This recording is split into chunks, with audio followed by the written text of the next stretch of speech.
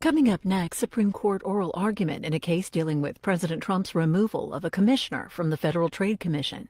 In March this year, he fired Rebecca Slaughter from the FTC via email, saying her service was inconsistent with the administration's priorities. Ms. Slaughter sued, arguing the FTC Act of 1914 allowed her removal only for inefficiency, neglect of duty, or malfeasance in office. The oral argument is 2.5 hours. We will hear argument this morning in Case 25-332, Trump versus Slaughter. General Sauer. Mr. Chief Justice, and may it please the Court. In SELA law, this Court held that the President's power to remove and thus supervise those who wield executive power on his behalf follows from the text of Article 2, was settled by the first Congress, and has been confirmed by precedent, including at least 9 decisions of this Court from Ex parte Hennon through Trump against United States. Humphrey's executor stands as an indefensible outlier from that line of authority. It's holding that federal agencies can exercise quasi-legislative and quasi-judicial powers that form no part of the executive power has not withstood the test of time. That holding was gutted and refurbished in Morrison, but this Court correctly rejected the refurbished version as providing an amorphous test with no limiting principle. Respondent now proposes a third update to Humphrey's, which this Court has already rejected as making no logical or constitutional sense. Humphrey's must be overruled. It has become a decaying husk with bold and particularly dangerous pretensions. It was grievously wrong when decided, and cases from Morrison to Trump have thoroughly eroded its foundations. The Court has repudiated Humphrey's reasoning and confined it to its facts, but it continues to generate confusion in the lower courts, and it continues to tempt Congress to erect, at the heart of our government, a headless fourth branch, insulated from political accounts. Thomas wrote, "The law Humphreys poses a direct threat to our constitutional structure, and as a result, the liberty of the American people." And as Selah law held, the modern expansion of the federal bureaucracy sharpens the court's duty to ensure that the executive branch is overseen by a president accountable to the people. I welcome the court's questions. General Sauer, could you give us one example of a permissible restriction on the authority to remove a principal officer? We don't believe there are permissible restrictions on principal officers of the United States who exercise the executive power. Now, there may be separate issues relating to particular historical pedigrees. In this case, in a multi-body agency such as the FTC, is there any permissible restriction? No, this court in Trump against the United States held that the president's power to remove officers wielding the executive power is conclusive and preclusive. How far do you go with that? Can it be arbitrary, completely arbitrary? It is conclusive and preclusive, so any review of arguably bad reasons for the president to remove an executive officer would be subject to the political process. It would not be subject to judicial review, and certainly not subject to statutes regulating that. I think there are a lot of agencies in the federal government where it's hard to parse whether it's an executive function they're engaged in or a legislative function. We obviously have the Perlmutter case that they're holding where you're dealing with the Library of Congress, which half of it's a library, half of it's things like the copyright. What are we supposed to do with that, if you're correct? Well, Mr. Chief Justice, in Free Enterprise Fund, this court, I think, very aptly stated that the vast and varied nature of the federal government is a reason not to make general pronouncements on issues that haven't been briefed and argued. There are certainly situations where there are tough line drawing problems. You raised the Perlmutter case as one that may raise arguments of that nature, but by and large, the sort of insight that goes from Morrison to FCC against Arlington and to Selah law recognizes that these multi-member agencies that are exercising what this court has repeatedly recognized as quintessential executive powers, like the FTC, rulemaking, adjudication, investigation, seeking of civil enforcement power, litigation, seeking civil enforcement powers, or civil enforcement remedies, and so forth. Those are not close cases. Yeah, I mean, I appreciate your point about not deciding cases that aren't before us, and I meant the Perlmutter case as an example. But I'm not sure you answered the question. Is this a severance issue? Do we so the agency is okay so long as half of it survives in one branch and half in the other, and if so, who gets to decide that? For the vast majority of these agencies, I think, as Selah law pointed out, there's maybe about 24 executive agencies that are multi-member structure and have removal authority. I think the logic of this court adopted it for severability in Free Enterprise Fund and Selah law, and Collins indicates that in the vast majority of cases there would be an excision just of the removal authority. Now, if there are agencies that kind of straddle the line between legislative and executive, that might present harder severability contests. Why is that severability the issue? Meaning, if you think they're wielding power that is inappropriate, why don't we sever that power? I think those very arguments instead of the removal power. Well, for example, consider an agency like the FTC, which is before the court. Virtually all of its powers, I can't think of a power that exercises. But most of those powers were part of Humphrey's. This court, even in Sheila law, and all of the cases you've mentioned since law, you're asking us to overturn a case that has been around for nearly 100 years, correct? 90 years, I believe. 90 years. What other cases have we overturned? Against Neff was overruled by Schaefer against Heitner on its 100th birthday. That was an economic case. What other case? Years later, those that's are two examples. absolutely true. Again, but which other case has fundamentally altered the structure of government? For over 100 years, actually since 1887, we've had multi-member boards, and that's the entire government structure. The structure of government, exactly that. Aren't you asking us to sort it a different way? I think we're Neither the king nor parliament nor prime ministers, England at the time of the founding, ever had a unqualified removal power. You're asking us to say that at a time, the founding, when the Constitution doesn't speak about this at all, where there was robust debate over this issue among legal scholars at the time, that we ourselves has said repeatedly in Humphrey's and other cases, Wiener, even in Myers, that that those cases you mentioned did not establish this absolute power of the president. You're asking us to destroy the structure of government and to take away from Congress its ability to protect its idea that the government is better structured with some agencies that are independent.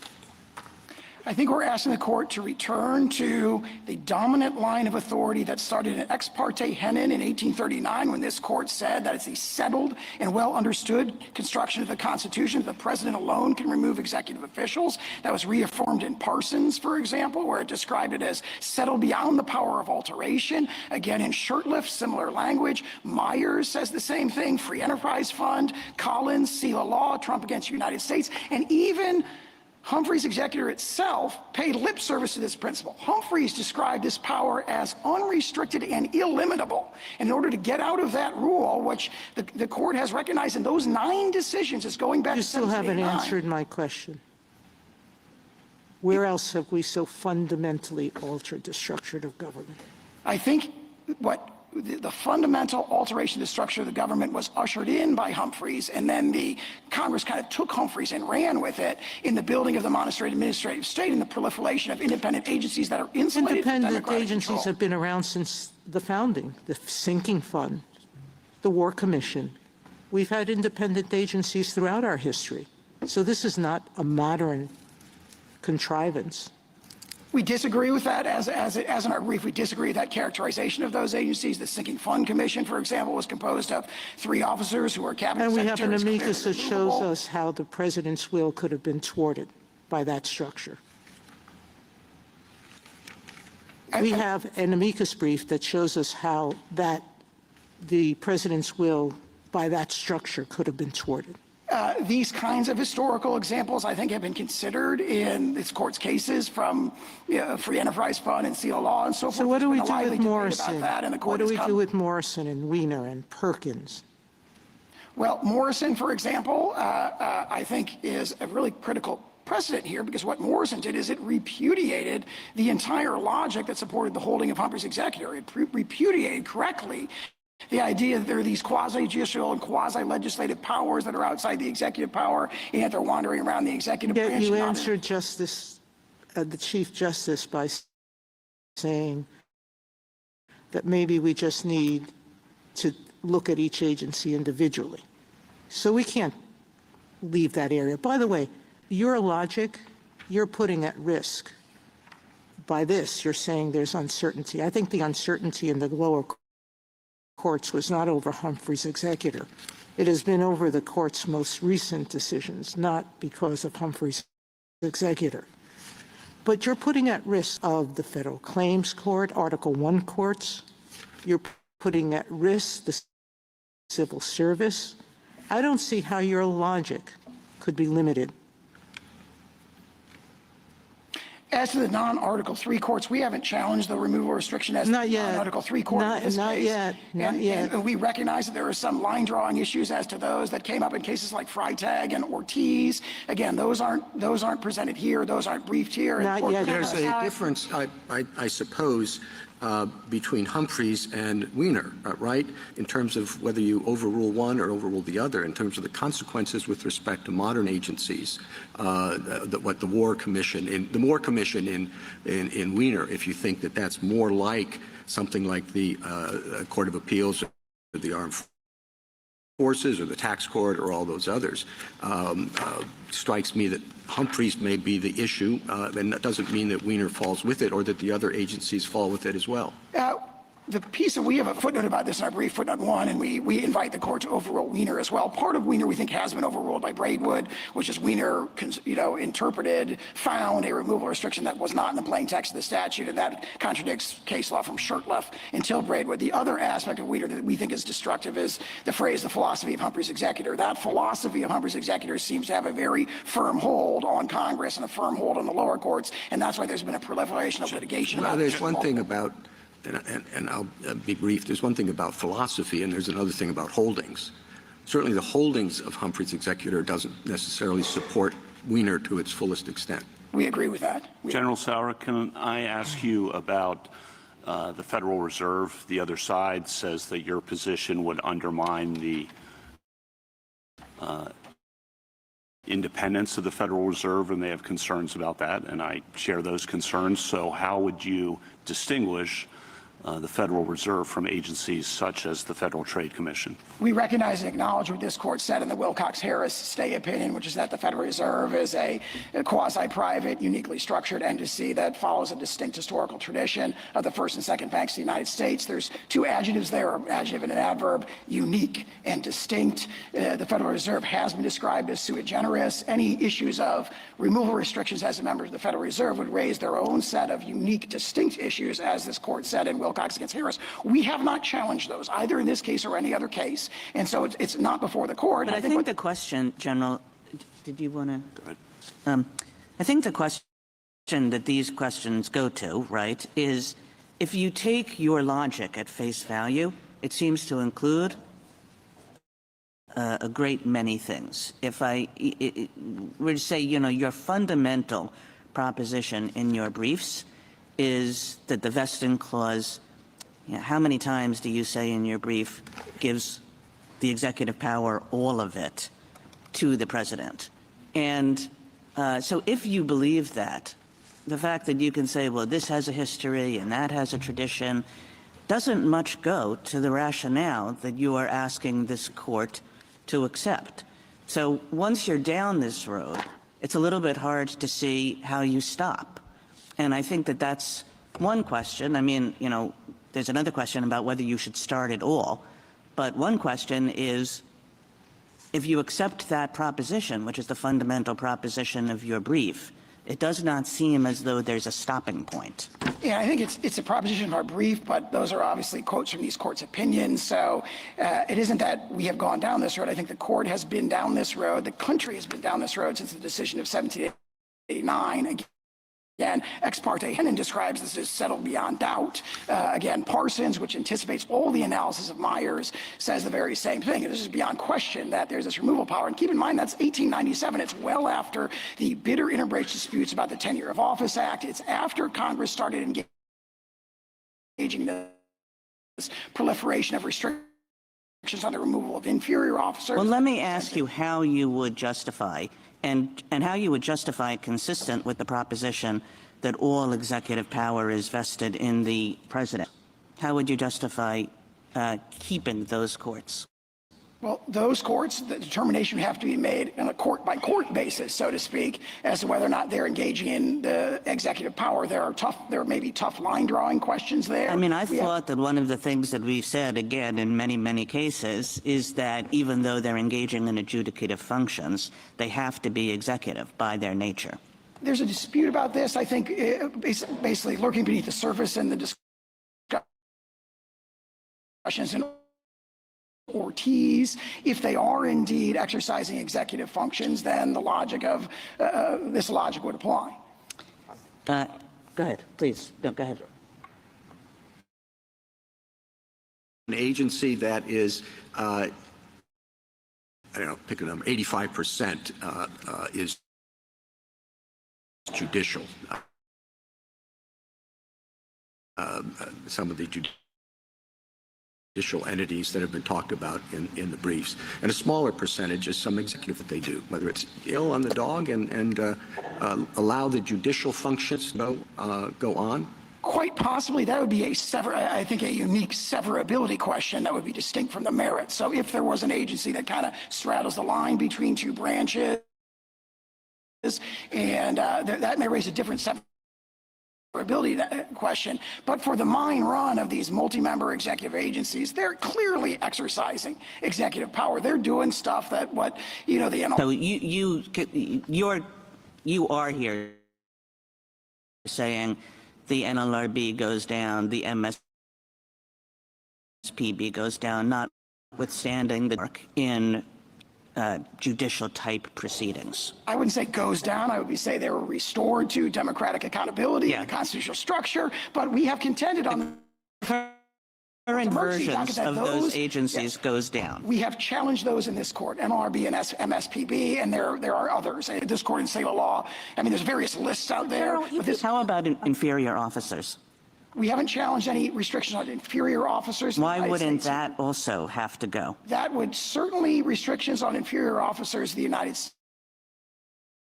States would be problematic because, of course, Meyer is involved in inferior officers. Right. Officers. And obviously, there are all kinds of inferior officers wielding executive power all over the place, yeah? There are many. Yeah, so it seems as though executive officers. How about employees? Again, we haven't challenged the restrictions. This lead, what does it take you to, given what your primary rationale is? Employees are wielding executive power all over the place, and yet we've had civil service laws that give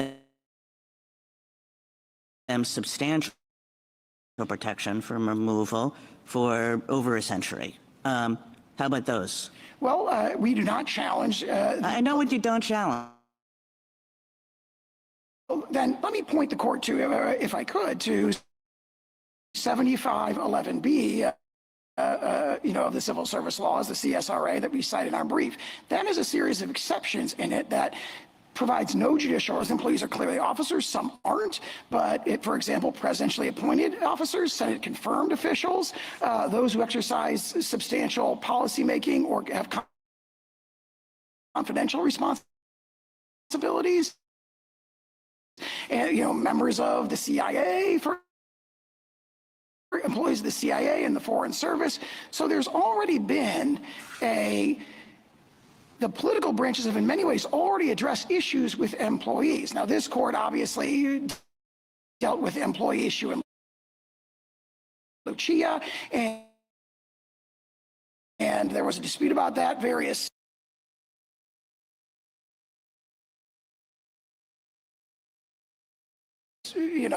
proposed lines between employee and inferior officer. Well, can I ask you the court can decide those. Can I ask you the same question, or maybe just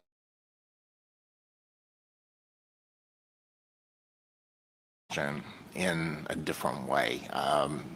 You've been asked about of actions that the president has taken. Others, as you point out, have not been featured in litigation of which I'm aware up to this point. So suppose we were to decide this case in your favor without reaching some of the agencies that have been mentioned, like the tax court and the claims court,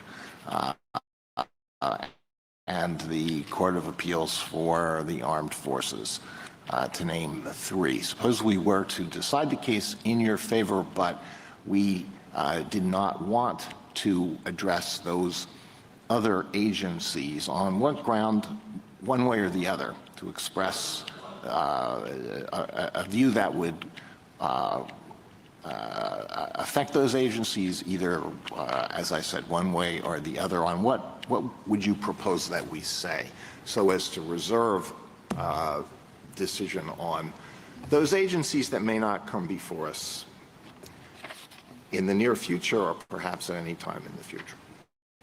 I would, I think, use the language that the court used in Free Enterprise Fund when it said we do not decide the status of lesser functionaries. It pointed out that the dissent in that case had itself pointed out that the federal bureaucracy is vast, and it said we don't want to decide, given the size and variety of the federal government, that discourages general pronouncements on matters that are not briefed and argued. Now, as to, for example, non-Article III courts, I'm not even aware of litigation about those removal restrictions for any of those. But you're not taking that, so our logic has consequences.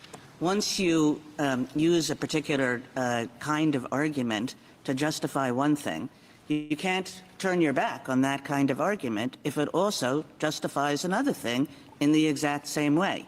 And so, you know, putting a footnote in an opinion saying we don't decide X, Y, and Z because it's not before us doesn't do much good if the entire logic of the opinion drives you there.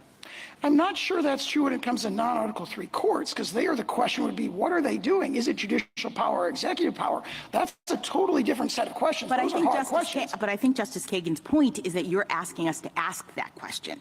And so we have to understand, you're asking us to ask the question with respect to each agency, what are they doing?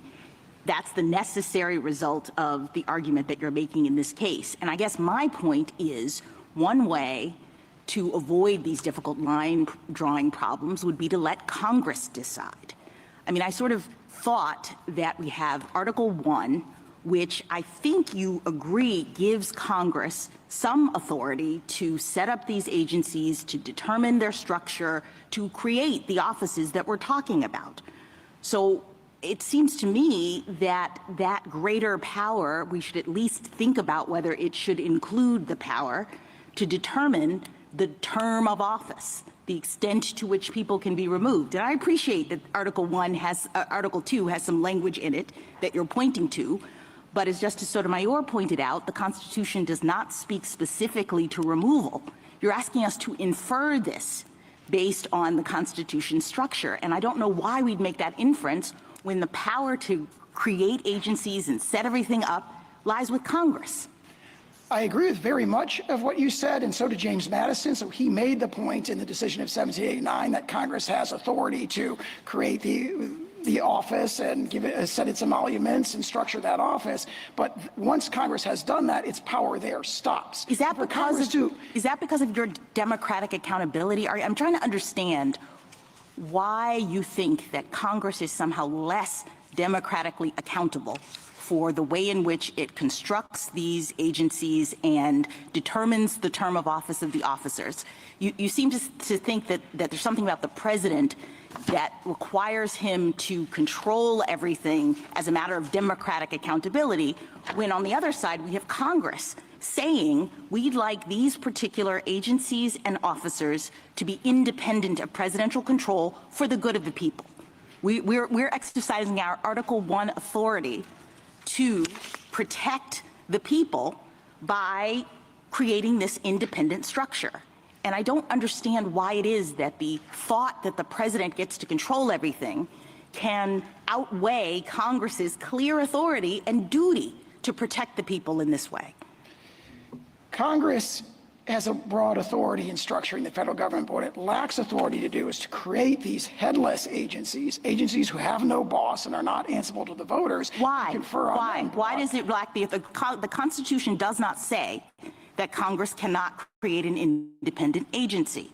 So what is it about your argument that requires us to reach that result? We disagree with that. We think the text of the Constitution confers the executive power, all of it, on the president. As Madison argued compellingly in the decision of 1789, the power to remove is an aspect of the executive power. Further, the text of the Constitution includes the take care clause. The take care clause, as the court has said virtually every time it's discussed this, the text of the Constitution includes the necessary and proper clause, which gives Congress the authority to determine, set up, et cetera, these agencies to protect the interests of the people. So we have a conflict, I guess, and I'm just wondering why the president's interests in the way that you've described them win. You can answer the question. It is not proper under the necessary and proper clause for Congress to peel away executive power from the president and give it to someone who's not answerable to the voters. Thank you. Justice Thomas? Justice Alito? Let me follow up on two things that have come up thus far. It certainly is an interesting argument. It's an interesting constitutional argument. It's an interesting political science argument about the advantages and disadvantages of allowing Congress to impose removal restrictions on executive branch officers. When would you say the court crossed that bridge, and what have we said about that bridge in recent decisions? Recently, the court, and in many decisions, the court has pointed out that the framers of the Constitution were not trying to prioritize efficiency or convenience. They were deliberately creating a separation of powers where the branches would check each other, and that's why the court should have sharpened rather than blunted review of encroachments by Congress that involve peeling away executive Well, I mean, power. there's an argument that the Constitution doesn't say anything about the president's removal authority, and therefore Congress should have free rein in that era, on that question. When did the court cross that bridge? I think the court, if you're saying cross that bridge, I mean, when did the court adopt that view? When did the court say that, no, Congress doesn't have plenary power to impose removal restrictions on executive branch officers? No later than Ex parte Hennon in 1839, when the court said that, referring to the decision of 1789, that this is the settled and well understood construction of the Constitution, that the president alone has the removal power. How about Myers? Myers was also very clear on that in 1926. And in fact, Humphrey's Executor itself paid lip service to it, even though its heart was far from it. It's been suggested that if we were to rule in your favor about the Federal Trade Commission, put aside these other agencies, just about the Federal Trade Commission, which is the issue that's before us, the entire structure of the government would fall. You want to take a minute to address that? The court in, I think, Free Enterprise Fund or Seal Law talked about these kind of predictions of doom, and the sky did not fall when the removal restrictions were removed from the CPSC and the PCAOB. So also if the FTC, the MSPB, the NLRB are made subject to political process and the political discipline of being accountable to the president, the sky will not fall. In fact, our entire government will move towards accountability to the people. Thank you. Justice Sotomayor? Counsel Myers, which you rely on, was signed by a number of judges. One of them was Justice Sutherland, and he was the author of Humphrey's Executor. So 4 out of the 9 justices who signed on to Myers signed on to Humphrey's. So you're thinking, or you're arguing, that the reasoning of the more current justices on this court have more purchase than the views of renowned jurists like Holmes and Brandeis, who dissented in Myers, of people like Justice Story, who disagreed with this proposition. You're suggesting that we have a better view than either Congress or all of those previous justices about what absolute executive power means. That's basically your argument. All those justices in the past have been wrong, and the current law majority. Following decisions, ex parte. Different and distinguishable situations. Now, with respect to the one component of government that you're not speaking about, when the FCC was created, as has been the case with most of these independent agencies like the Federal Reserve, particularly there, but not that much lesser with the FTC, Congress emphasized the importance of independency and the prestige that that independence would give to the decisions of agencies who are going to subject the public to rules and regulations of which there might be burdens. And that independence is being taken out or undercut. Congress would have preferred to have the independence narrowed than not to have the agency at all. Some of my colleagues have suggested in prior cases that we shouldn't be engaged in the severability actions at all. But here you are arguing that, no, we should be doing that. Why? Are you going to be consistent? The prestige, I would say 2 things in response to that. The prestige of independency is not a constitutional value. The constitutional value is the separation of powers and the vesting of all the executive power in the presidents. That is the according to the Constitution. laws that Congress makes And that's the point Justice Jackson was emphasizing. What you're saying is the president can do more than what the law permits. I think I would repeat what I said before. There's a strong line of precedent recognizing that the text and structure of the Constitution confer on the president the exclusive and illimitable power to remove executive officers, and as a result of that, Humphrey should be overruled. Justice Kagan? General, would you agree with me, and I hope you will agree with me, because this seems to be the one thing on which everybody can agree, that if there's one thing we know about the founders, it's that they wanted powers separated. They wanted the executive, the legislative, the judicial. They didn't want them all in one place. They wanted them separated across the government, across the different branches. Easy enough to agree with, right? I agree with an important caveat that the court said the exception to all this division was the presidency itself, where the framers consciously adopted a unified and energetic executive. Well, that's not a caveat. That's like the not X to my X. You know, because what I was saying was, and maybe you knew where this was going, so you had to have this caveat, which is really a fundamental contradiction. But the idea is that the president was supposed to do the executing, wasn't supposed to do the, and here's like my next proposition, which I think like you have to agree with, because we just look around the government and it's obviously true.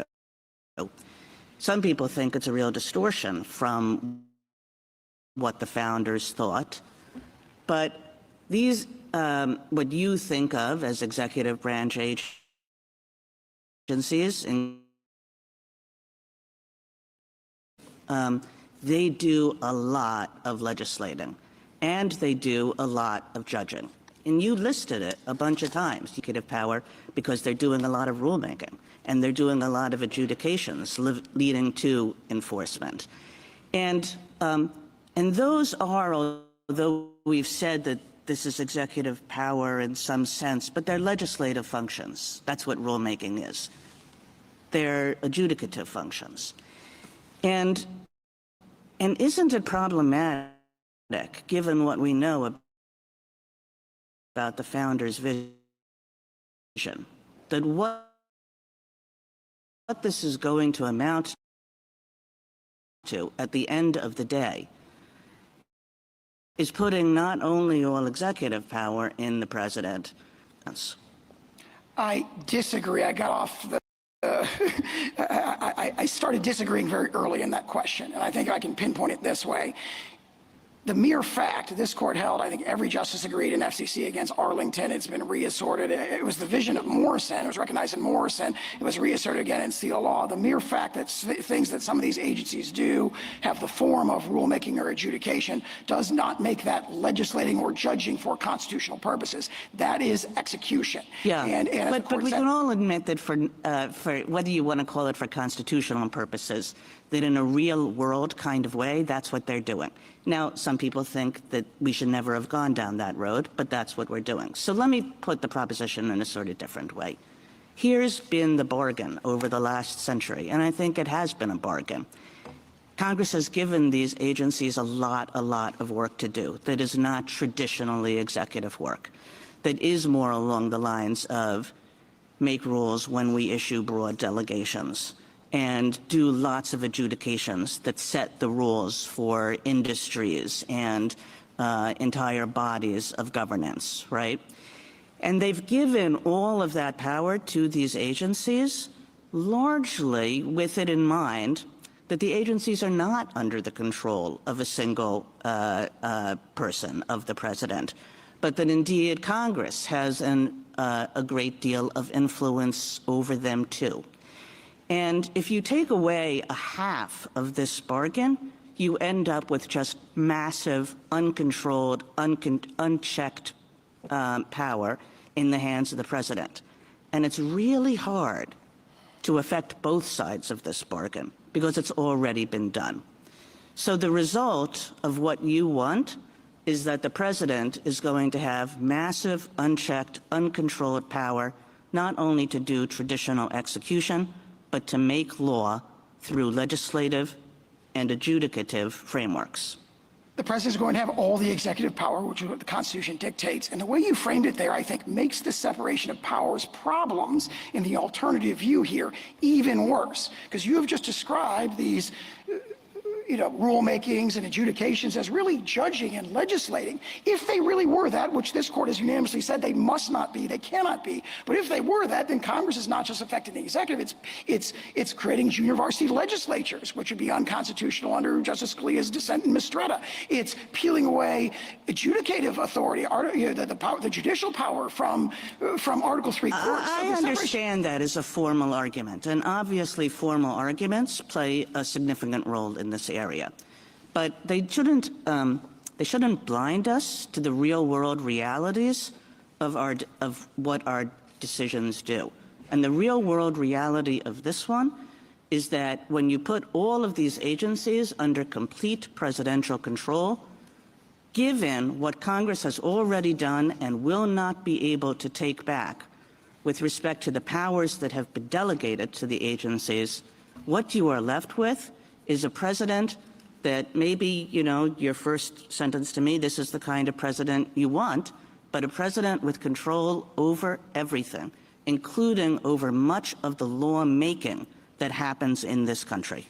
He would have control over the executive branch, which he must and does have under our Constitution. And again, if that's really legislating, then there's a separate constitutional problem that the legislative power has also been taken away from Congress. Now, this court has not adopted that in a series of decisions, including Morrison, including FCC against Arlington, including Steele Law. The court has correctly recognized that all this stuff that agencies like the FTC is doing is an exercise of the executive power. That is fundamental to our separation of powers, which is the bastion of individual liberty in our constitutional structure. Thank you, General. Justice Gorsuch? General, let me suggest to you that perhaps Congress has delegated some legislative power to these agencies. Let's just hypothesize that. And let's hypothesize, too, that this court has taken a hands-off approach to that problem through something called the intelligible principle doctrine, which has grown increasingly toothless with time. Is the answer, perhaps, to reinvigorate the intelligible principle doctrine and recognize that Congress cannot delegate its legislative authority? Is the water warm, General? Sorry, what was the last? I couldn't hear the last bit. Is the water warm? Is the water warm? Suffice to say, let me say one thing in response to that. It is much easier to cure. Obviously, members of this court have debated the scope of the non-delegation doctrine. The challenge of finding the right standard there is something we've discussed in the past. Here, though, this wolf comes as a wolf, right? I mean, the restriction on executive power is right there in the statute. It's easy to remedy by excising the removal restriction. In the there are a lot of wolves around here, General. That one thing our framers knew is that every political actor seeks to enhance its own power. We all know that to be true from our own experiences. And this court, as part of this bargain, has allowed these agencies to exercise both executive and legislative. Justice Sutherland, whose name hasn't been invoked around here in quite a while, his language about quasi-legislative and quasi-judicial and quasi-this powers. And this court has allowed that for a very long time. But if we're not going to allow it any longer, I take the point that this has allowed a bargain where a lot of legislative power has moved into these agencies. But if they're now going to be controlled by the president, it seems to me all the more imperative to do something about it. I agree with that, and I can't address all the wolves in the world, but this wolf, when it comes to constitutional structure, is Fenris, the most dangerous wolf in the history of Norse mythology. And let me ask you about the judicial power. To the extent we're worried about the tax court or the court of claims, maybe despite what people think, maybe some of them might be, I don't know, but maybe they're Article III courts and the removal restrictions are impermissible. Thoughts? There definitely could be arguments for that. I'm not taking a position on the validity or non-validity of any of those, which are not presented here, but certainly commentators have argued that things like the federal magistrate judges and the bankruptcy courts seem to be real adjuncts to Article III courts, and an argument might be made of that nature. There are line drawing problems there. We haven't addressed them here. I don't have the federal government's concerted answer to that, but certainly those line drawing problems would go to whether what is going on is judicial power or executive power. The adjudication of private rights is different, we have said, than the adjudication of public rights. And again, yes, those would implicate all those line drawing problems. Justice Kavanaugh? In response to Justice Sotomayor's question, you have Taft and Scalia, right? It's not too shabby. I think those are outstanding jurists, and with respect to Justice Scalia in particular, one of the greatest jurists in the history of the court. I thought your two exceptions that you've had a lot of questions about, but I thought the two exceptions, the categories were, one, the Federal Reserve, based on history and tradition and function, and the other were the non-Article III courts, which starts in Marbury. Marbury itself discusses this. Taft discusses Marbury at length in Myers on this exact point of non-Article III courts being different. Taft leaves that open, right, in Myers. And so for Court of Federal Claims, Tax Court, the D.C. local courts, you mentioned this at page 23 of your brief, it would seem to me that Marbury itself says that is a line that distinguishes the non-Article III courts from the position that you're taking here. I know you may not agree with that, but is that a principled, sensible line we could draw?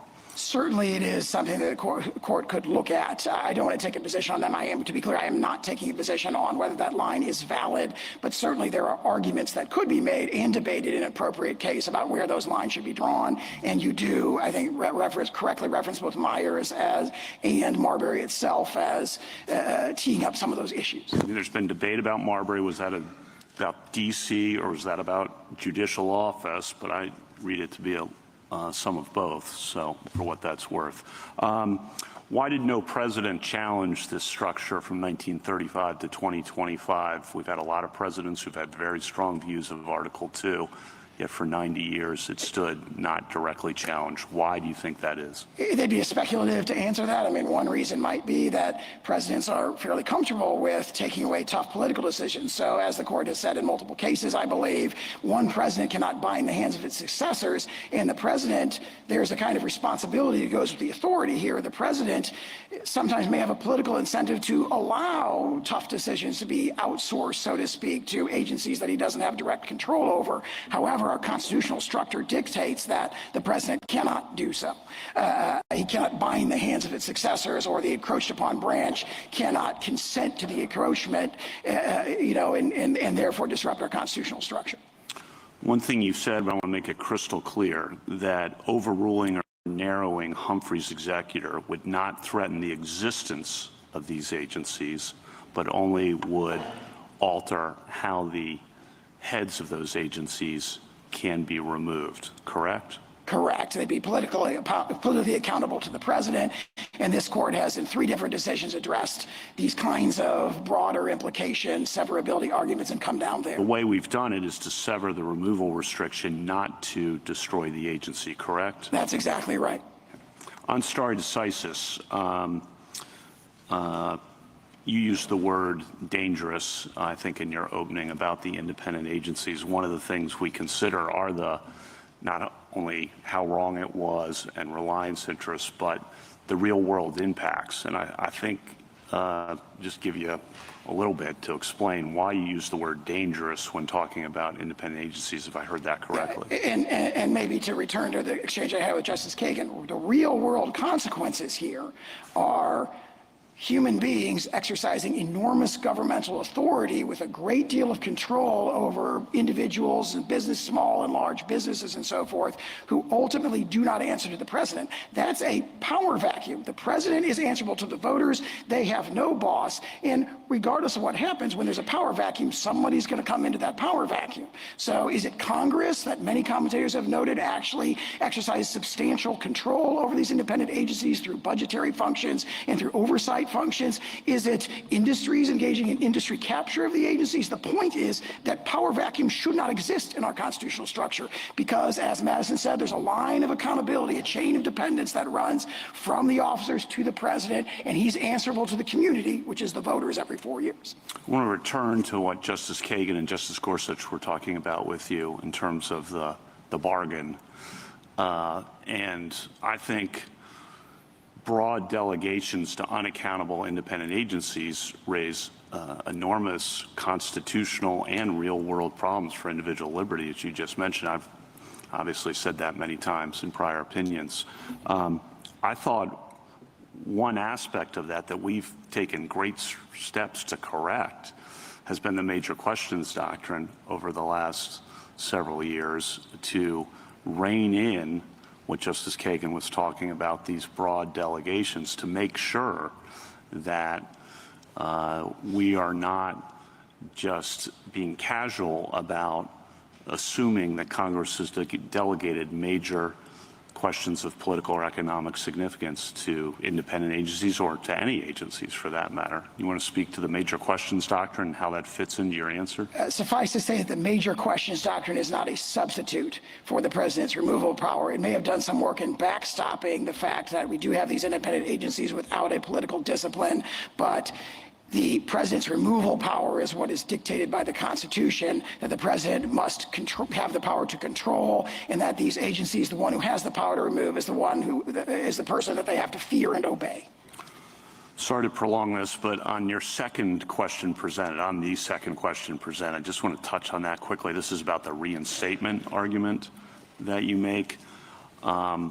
I have some real doubts about that argument. We don't need to reach it, of course, if we agree with you on the first question. I have some doubts about that because that really would be an end run around the exceptions you had identified earlier for the Federal Reserve or for the non-Article 3 courts. In other words, you could just remove those people, and so long as you continue to pay their salary, you wouldn't have to reinstatement. That strikes me as really destroying the categories that you had identified as potential exceptions. So I'm concerned about your reinstatement argument on question 2, and just want to give you a chance to address that. Maybe I could just say two things. I think that this court in its Wilcox-Harris stay opinion said something very telling. It's not binding on this issue, but it's very persuasive when it talked about how when it comes to the balancing of harms, the injury to the government from being forced to take back into the fold an executive officer that the president's really already ejected from the fold outweighs the interest of even a wrongfully removed officer, as I read that sentence, wrongfully removed officer from continuing to exercise their statutory authority. Don't you have a problem again here with Marbury on recognizing mandamus? I mean, I know a lawyer never wants to hear you have a problem with Marbury, but I think you have a problem with Marbury. Well, I think the fact that it's a judicial officer there doesn't raise all these separation of powers. The other side says that's completely gerrymandered answer to the, yeah, but what's the principle on page, what is 43? The principle, I think, is the separation of powers, right? Because these removals of the executive branch, if you're removing a judicial officer, it just doesn't raise all these issues. And that's why the answer to that concern when it comes to Article 3 courts is not, oh, the president doesn't have removal power. It's that, are these Article 1 or are these Article 3? If they're in Article 2. If they're in Article 2, the president has control. If they're in Article 1, then it may look very different. Thank you. Justice Barrett? So, General Sauer, you argue that the removal power comes from the vesting clause. And I understand why you make that argument, because that would be the broadest authority, because it would give, that would be the full unitary executive theory. But there are other theories of where the power could be located. For example, if it was part of the take care clause, then it might be more limited, because it might apply only or give removal authority only over those officers who exercise significant discretion, or it might be an adjunct to the power of appointment, which would mean that inferior officers didn't come within it. And I don't read our cases to this point to really be very specific. They mention all three, and they could be mutually reinforcing. Is there any reason for us to be specific about it in this case?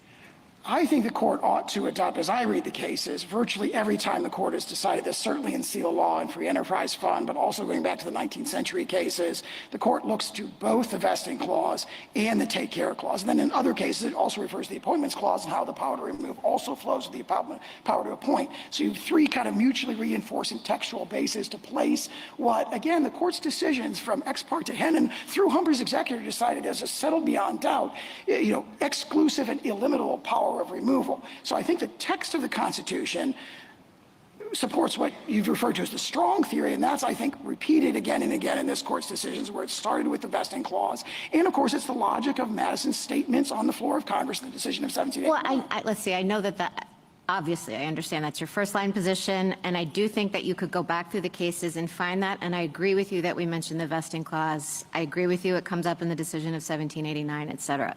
But what I'm asking is there any reason that we have to? Because it seems to me that there are very hard questions, Justice Kagan in particular was pushing you on them, about what the limits of your logic would be.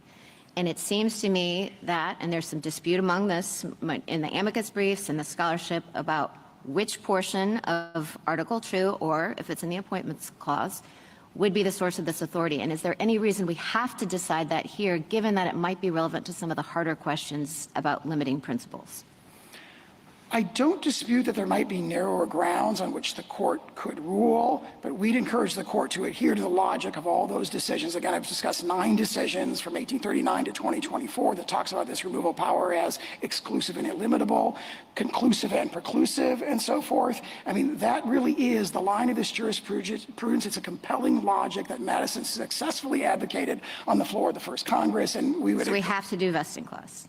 We think the vesting clause provides at least the clearest textual basis for it. I mean, when Madison said, for example, the power of overseeing and controlling those who execute the laws is the quintessential executive power, that's the logic of it. Could the court devise a holding that based solely on the appointments clause? That's possible, I wasn't proposing devising that holding. I was just proposing not being very specific about it, which I think some of our prior decisions have been. But let me move on. And actually, this is a question I truly don't know the answer to, and I just thought of it during the argument as we were talking about bargains. So both Justice Gorsuch and Justice Kagan were asking you about the bargain that Congress has made in creating these independent agencies.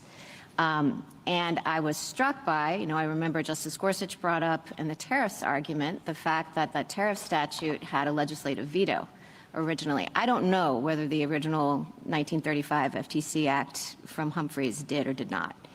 But I guess the question that I have is that part of the bargain, because legislative vetoes were pretty ubiquitous throughout the 20th century, and of course we held them unconstitutional in Chadha. And if you had a legislative veto, even if Congress wasn't exerting itself the authority to fire the head of one of a member, multi-member board, it could override decisions that the agency made. But I think I gather your point, part of your response to Justice Jackson, about why these agencies are different is it's not like they're answering to Congress either. Congress creates them and it might put the removal restriction on them, and that might limit the president's authority, but they're not answering to either the president or to Congress. But when the legislative veto was in place, there was some measure of congressional control that is perhaps more significant than budgetary restrictions. I just wondered if you could speak to that. 2 things. INS against Chadha correctly recognized that there was legislative I wasn't control. questioning Chadha. And Chadha, I think, very powerfully explains that that's terrible. That is a huge separation of powers problem when Congress is attached a string to its delegation to control what executive officers are doing. And then the historical point that in Chadha, by the time of Chadha, that had been in place, legislative vetoes had been in place since 1932, over 50 years. There were 196 statutes with 295 legislative vetoes, and this court said they're unconstitutional. And the fact that Congress likes this encroachment power so much sharpens rather than blunts the court's review. But that's not quite the question that I had. I guess what I was wondering is, do you think it's part of the reason Congress was willing to infuse agencies with a lot of the broad powers? Justice Kagan was pointing out they now exercise a lot of rulemaking power. There's a lot of adjudicatory power. And I'm not questioning Chadha. I think Chadha, rightly, as you said, made the separation of powers point that Congress can't retain this power for itself. But I guess what I'm saying is, having lost that check, maybe these independent agencies have become something that Congress didn't intend or anticipate even at the point that it set it up, which is a point that Justice Gorsuch made in the tariff argument with respect to IEPA. May I just say this? I believe the FTC Act, I'm not aware of it having a legislative veto at any point in its history. I could be wrong about that. But as Chadha points out, legislative vetoes started coming in vogue in 1932, and the FTC Act goes back to 1913. So I'm not sure if that's part of the dynamic. Let me ask you a question about stare decisis. How should we think about reliance interests when it comes to reliance interests in government structure? You know, Justice Sotomayor was pushing you about had we ever overruled a case that was this old, and you gave lots of examples, and frankly, examples that came, I mean, Erie kind of came out of nowhere in overruling Swift, right? And here I would say there's been an eroding of Humphrey's Executor over the years. But I think what Justice Sotomayor was really trying to get is not at was there as an age gap, but this kind of decision. And I'm not asking you whether there's been another analogous decision, but I think when we think about stare decisis interests, this kind of structural interest, which is really the interest that's been identified on the reliance side. Can you think of a case that talks about how the reliance factor of stare decisis plays in here? I think Justice Gorsuch's opinion for the plurality in Ramos addresses this when he talks about how you're weighing, here you're weighing an injury to the constitutional structure. That's not a valid reliance interest. The relevant reliance interest is the reliance of the American people in separation of powers and defending our liberties. If you look at actually like human reliance interests, like, entering into marriage, starting a small business, and so forth, you don't see a lot of people making, decisions in reliance on the fact that there are, multi-member agency commissions have removal restrictions. The only actor here who's arguably relying is Congress, and Congress's act of reliance is itself the violation of the separation of powers. And where that's the case, this supposed congressional reliance interest should be given little or no weight in our view. And then, I think I'll say that. Justice Jackson? So I guess I really don't understand why the agencies aren't answering to Congress. Congress established them and can eliminate them. Congress funds them and can stop. So to the extent that we're concerned that there's some sort of entity that is out of control and has no control, I guess I don't understand that argument. We would say the constitutional actor on the hypothetical who is controlling these agencies is Congress, and that is a huge separation of powers problem. No, I understand. I'm just talking about as a practical matter. Part of your argument seemed to revolve around this notion that there's some kind of thing happening with the independent agency, that the reason why the president needs to control it is because they don't answer to anybody. And what I guess I don't understand is why they don't answer to Congress, which establishes the law that they are bound to follow and determines whether these agencies exist, funds these agencies, all of those things, it would seem to me, would be methods or mechanisms of control. The Constitution requires clear lines of political accountability. So if Congress is sort of informally actually controlling these agencies through like oversight. Not informally, we have a statute, but let me ask you another question. I guess I have a very different view of the dangers and real world consequences of your position than what you explored with Justice Kavanaugh. My understanding was that independent agencies exist because Congress has decided that some issues, some matters, some areas should be handled in this way by nonpartisan experts, that Congress is saying that expertise matters with respect to aspects of the economy and transportation and the various independent agencies that we have. So having a president come in and fire all the scientists and the doctors and the economists and the PhDs and replacing them with loyalists and people who don't know anything is actually not in the best interest of the citizens of the United States. This is what I think Congress's policy decision is when it says that these certain agencies we're not going to make directly accountable to the president. So I think there's a pretty significant danger that Congress has actually identified and cares about when it determines that these issues should not be in presidential control. So can you speak to me about the danger of allowing in these various areas the president to actually control the Transportation Board and potentially the Federal Reserve and all these other independent agencies? I think the court said it well in Free Enterprise Fund when it said that we can have a government that functions without rule by functionaries. We can have a government that benefits from expertise without being ruled by experts. No, we can have, but I'm asking you about Congress's choice, Congress's decision that in these particular areas, we would like to have independence. We don't want the president controlling. I guess what I don't understand from your overarching argument is why that determination of Congress, which makes perfect sense given its duty to protect the people of the United States, why that is subjugated to a concern about the president not being able to control everything. I mean, I appreciate there's a conflict between the two, but one would think under our constitutional design, given the history of the monarchy and the concerns that the framers had about a president controlling everything, that in the clash between those two, Congress's view that we should be able to have independence with respect to certain issues should take precedence.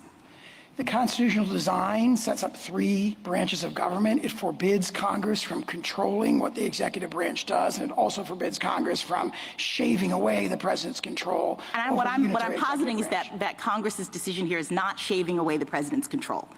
You cast it as that, and I appreciate that, but instead, what Congress is doing is saying we'd like to have independence, nonpartisan experts working on certain issues for the good of the American people. And I understand that the president would rather control them, but it's not really his decision in the overall scheme of things, I say.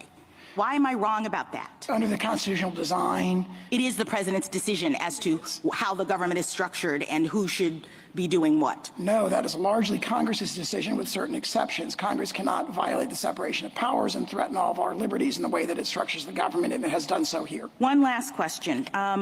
I appreciate the effort to try to make this not seem as big a deal as it might be by focusing only on the FTC and saying this is really just about what happens and we'll cross the bridge of the other agencies when we get to it. But can you just give us a sense, because I'm sure you must know this, of what other agencies there are that have the kind of removal protections that are at issue here? There's some, what, 2 dozen? That's what Seal Law said. That's probably a good accounting. And obviously we have challenged 4 of them in this court, and we're challenging a handful of others. But you could challenge the National Labor Relations Board, the Nuclear Regulatory Commission, the Commission on Civil Rights, potentially the Sentencing Commission, the Occupational Safety and Health Review Commission, the Consumer Product Safety Commission. All of these have that kind of structure.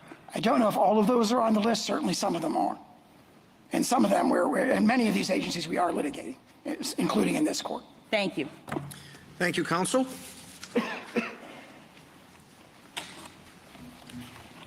Mr. Agarwal. Mr. Chief Justice, and may it please the court. The president's constitutional duty to execute the law does not give him the power to violate that law with impunity. But petitioners claim that the president was free to fire Commissioner Slaughter without cause in violation of the FTC Act as authoritatively construed by this court. And they urge, even if that firing was illegal, there is nothing that any court anywhere at any time could do to remedy that violation. The district court correctly rejected both arguments, and its judgment should be affirmed. On the merits, multi-member commissions with members enjoying some kind of removal protection have been part of our story since 1790. So if petitioners are right, all 3 branches of government have been wrong from the start. Congress and prior presidents have been wrong to jointly create early founding era commissions and more than 2 dozen traditional independent agencies since 1887. And this court was wrong to repeatedly bless those laws and to unanimously uphold the exact same removal provision at issue here in Humphrey's Executor almost a century ago. Reasonable people can and do disagree about first principles, but any abstract theory that would wipe away so much history and precedent should be a non-starter. At a minimum, petitioners would need an airtight theory to justify the radical change that they now seek, and they don't have one. No tool of interpretation clearly supports the president's assertion of an unrestricted and indefeasible authority to fire the heads of traditional independent agencies like the Federal Elections Commission and the Nuclear Regulatory Commission. Plus, petitioners' theory cannot be reconciled with their own apparent position on the Federal Reserve and Article I courts. Finally, stare decisis militates against overruling a century of precedent at this late date. The political branches are more than up to the task of finding reasonable legislative solutions that strike an appropriate balance. That kind of legislative solution is far preferable than abandoning a foundational precedent on which so much of modern governance is based. I welcome the court's questions. Was Humphrey's Executor an executive branch case? It was an executive branch case, Justice Thomas, insofar as the FTC is an entity that is not operating under the auspices of Articles 1 and 3, but it is also a case in which Congress and the President coming together have determined that it's not part of a traditional executive department. And did the court in Humphrey's Executor distinguish it from its earlier precedent in Myers? The court, yes, absolutely distinguished the FTC from its earlier precedent in Myers. Wasn't that distinction based on its function more as a quasi-legislative, quasi-judicial agency as opposed to an executive branch agency? It was based in part on functions, Justice Thomas, but it was also based on the placement of the agency and the considered determination of Congress and the President together that this was the kind of agency that should be insulated from presidential at-will removal. Now, you rely on the reliance interests and started in the reliance interests of Congress and reliance interests, I guess, of others of the agency heads on the structure of this agency for so many years. What is it, 70 years, you say? The FTC is 111 years old. But from Humphrey's Executor? 90 years. How would you have applied that in the overruling of Swift v. Tyson, your reliance interests? Yeah, so Swift v. Tyson deals with a completely different kind of situation with respect to the Erie Doctrine. So there was no reliance interest? So reliance interest with respect to choice of law determinations. Yeah. I haven't thought through that systematically, Justice Thomas, to tell you the truth. I do think that there is a reliance interest here that is both immense and undeniable, and that is the fact that Congress and the President have determined that there are certain statutory authorities, not constitutional authorities, that's statutory authorities that the executive branch would never have in the absence of congressional legislation, that Congress and prior presidents thought should not be under the sole control of just one person. And that reliance interest would be completely destroyed by retroactively destroying the independence of traditional agencies. So this is, I don't know what a traditional executive administrative agency is, but could Congress limit the removal authority of the President in a newly created executive branch agency? Let's say, for example, a few years ago, EPA became an executive branch agency. It was more of an administrative agency, a sub-cabinet. Could it, in doing that, limit the removal authority of the President, of the head of the EPA, or Homeland Security? I think it is within the realm of possibility, Justice Thomas, and I don't think that the court ex ante should adopt any kind of categorical rule precluding that. No, I'm trying to, again, the SG was asked about the logic of his argument. What's the logic of yours? How far does it carry you? If this is an executive branch agency, and your distinction is this is a multi-member agency, why doesn't the logic take you to a single head agency also?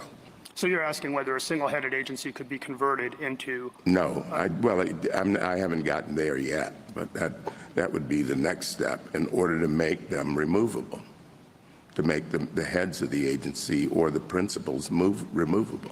Mm-hmm. So there are constraints. One of the constraints is that the creation of the agency and the insulation from presidential control cannot interfere with the president's conclusive and preclusive constitutional But you authorities. still haven't told me, why can't tomorrow morning Congress decide that the Secretary of Congress should be removable and it should limit the president's authority to remove the Secretary of Commerce? That would be squarely foreclosed by this court's decision in seal of law as we understand it. And that is to say, this court in seal of law held that there is a particular serious threat to individual liberty that is posed by single-headed agencies that wield significant executive power. Could Congress convert all these departments into multi-member commissions? The Commerce, EPA, Department of Homeland Security, Department of State, convert them all into multi-member commissions and make them removable only for cause?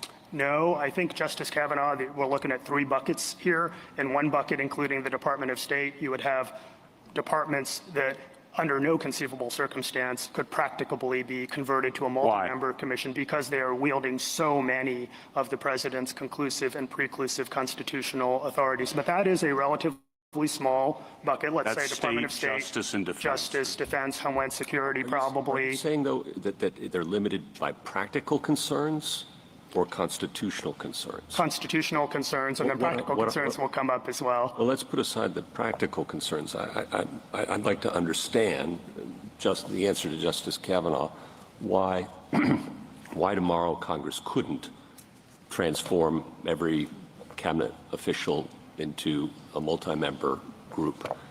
What's the constitutional problem with that, I think, is what my colleague was getting at. Absolutely. And the constitutional problem, in our view, is that Congress cannot limit the president's authority over officers who are wielding president's conclusive and preclusive constitutional powers. And that is a line that goes all the way back to Marbury v. Madison. It's a through line through this court's jurisprudence, including Justice Jackson's. The FTC has the authority to enter foreign agreements, right? I mean, how do you decide what's conclusive and preclusive? It does not have the authority to enter into foreign agreements on its own, Justice Barrett. The statute expressly provides that the Secretary of State's approval is required before any kind of agreement is executed, and the Secretary of State, of course, is subject to the president's plenary removal power. You talked about 3, I'm sorry. I just want to make sure I understand, because it's fairly basic. I mean, are there some cabinet departments that you say Congress could just take over? Department of Veterans Affairs, Department of Education, they think, well, experts can do a better job of it. And so we're going to say there is now an agency, the Agency for Education, and it will be run by, whether it's a multi-member group or not. We think it's important for Congress to have greater control over education. So we're creating this new agency, and its authorities will be everything that the current Department of Education has, except it will be run by a commission, and they can only be removed for cause. Is that all right? Yeah, I think that it is probably within the realm of possibility for agencies, yes, Chief Justice Roberts, and the constraint historically has been that these types of determinations have been made through a process of political accommodation between Congress and the president, and over the course of more than 200 years, we have not seen. Well, I mean, I'm sorry to interrupt, but sometimes that accommodation is greater than in other times. I mean, we have situations, let's say, where the Congress, both houses, are controlled by one party, and the president is of the same party, and they may decide that the government would be structured better than by taking over these entities. And so which departments could Congress impose a multi-member commission instead of a secretary? Yeah, so if you're asking about which ones could be converted today, I think it's probably a pretty small universe in terms of the numbers that could be wholesale transformed as they are currently constituted. Why? Because it appears that the vast majority of executive departments wield at least some powers that this court would deem to be conclusive and preclusive, including under the standard that this court enunciated. Well, how are those? I'm sorry. Keep going.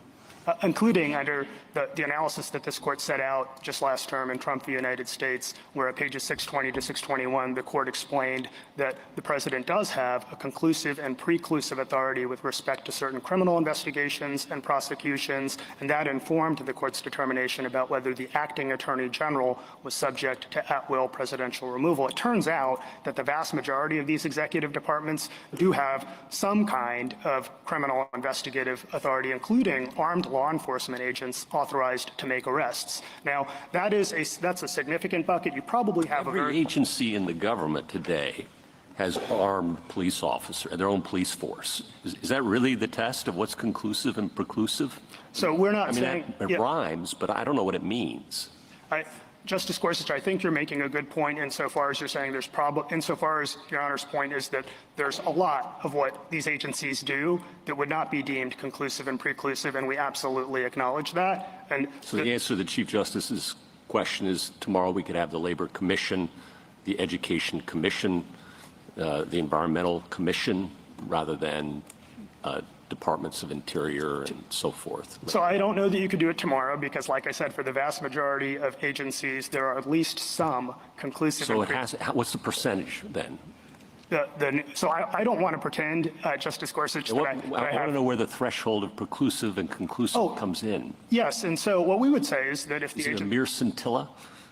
I think that's what I think you would have a separation of powers problem if an agency, even if it's a vast agency wielding a broad panoply of powers, if one of those powers is the president's conclusive and preclusive authority, and the officers who are exercising that power are insulated. So long as one person in the agency is exercising conclusive and whatever that means, that's enough. So it's enough to have a separation of powers, and I wouldn't just say person, I would say a principal officer.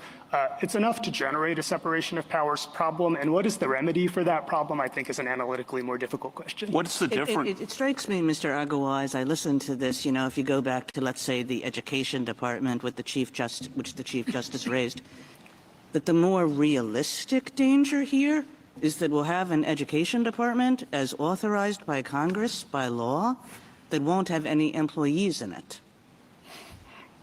I think you're absolutely right, Justice Kagan, that there are competing dangers here, and it makes a whole lot of sense to us to weigh the real-world dangers that we know are a virtual certainty that would result from adopting petitioner's constitutional theory, and to contrast those with purely hypothetical risks that have never materialized over the course of American history. And even in the unlikely event that Congress tomorrow was to try to start taking cabinet departments that have been around for a long time and to convert them wholesale into multi-member agencies, which they have never tried to do before. But even if they tried to do that, of course, that would be subject to a presidential. Well, I think if there's one thing history shows is that we can't anticipate what might happen, and so we might be able to predict what is likely to happen in the very short term, but we don't know. I mean, if we decide this case in your favor now, we don't know what a Congress in 15 or 20 or 30 years might do. We might be able to predict what's likely in the short term.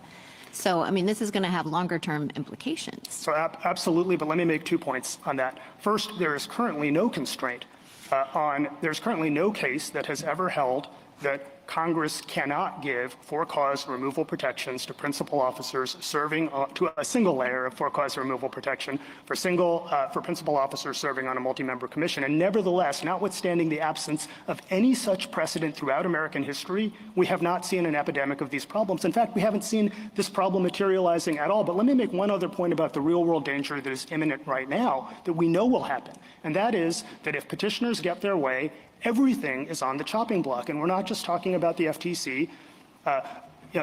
Opposing counsel said we're not challenging right now the Federal Reserve. We're not challenging Article I courts, but there is absolutely no principled basis for carving those very important institutions out of their rule. Well, you're right that the Solicitor General was pressed quite legitimately about things like the tax court and the claims court, et cetera, et cetera.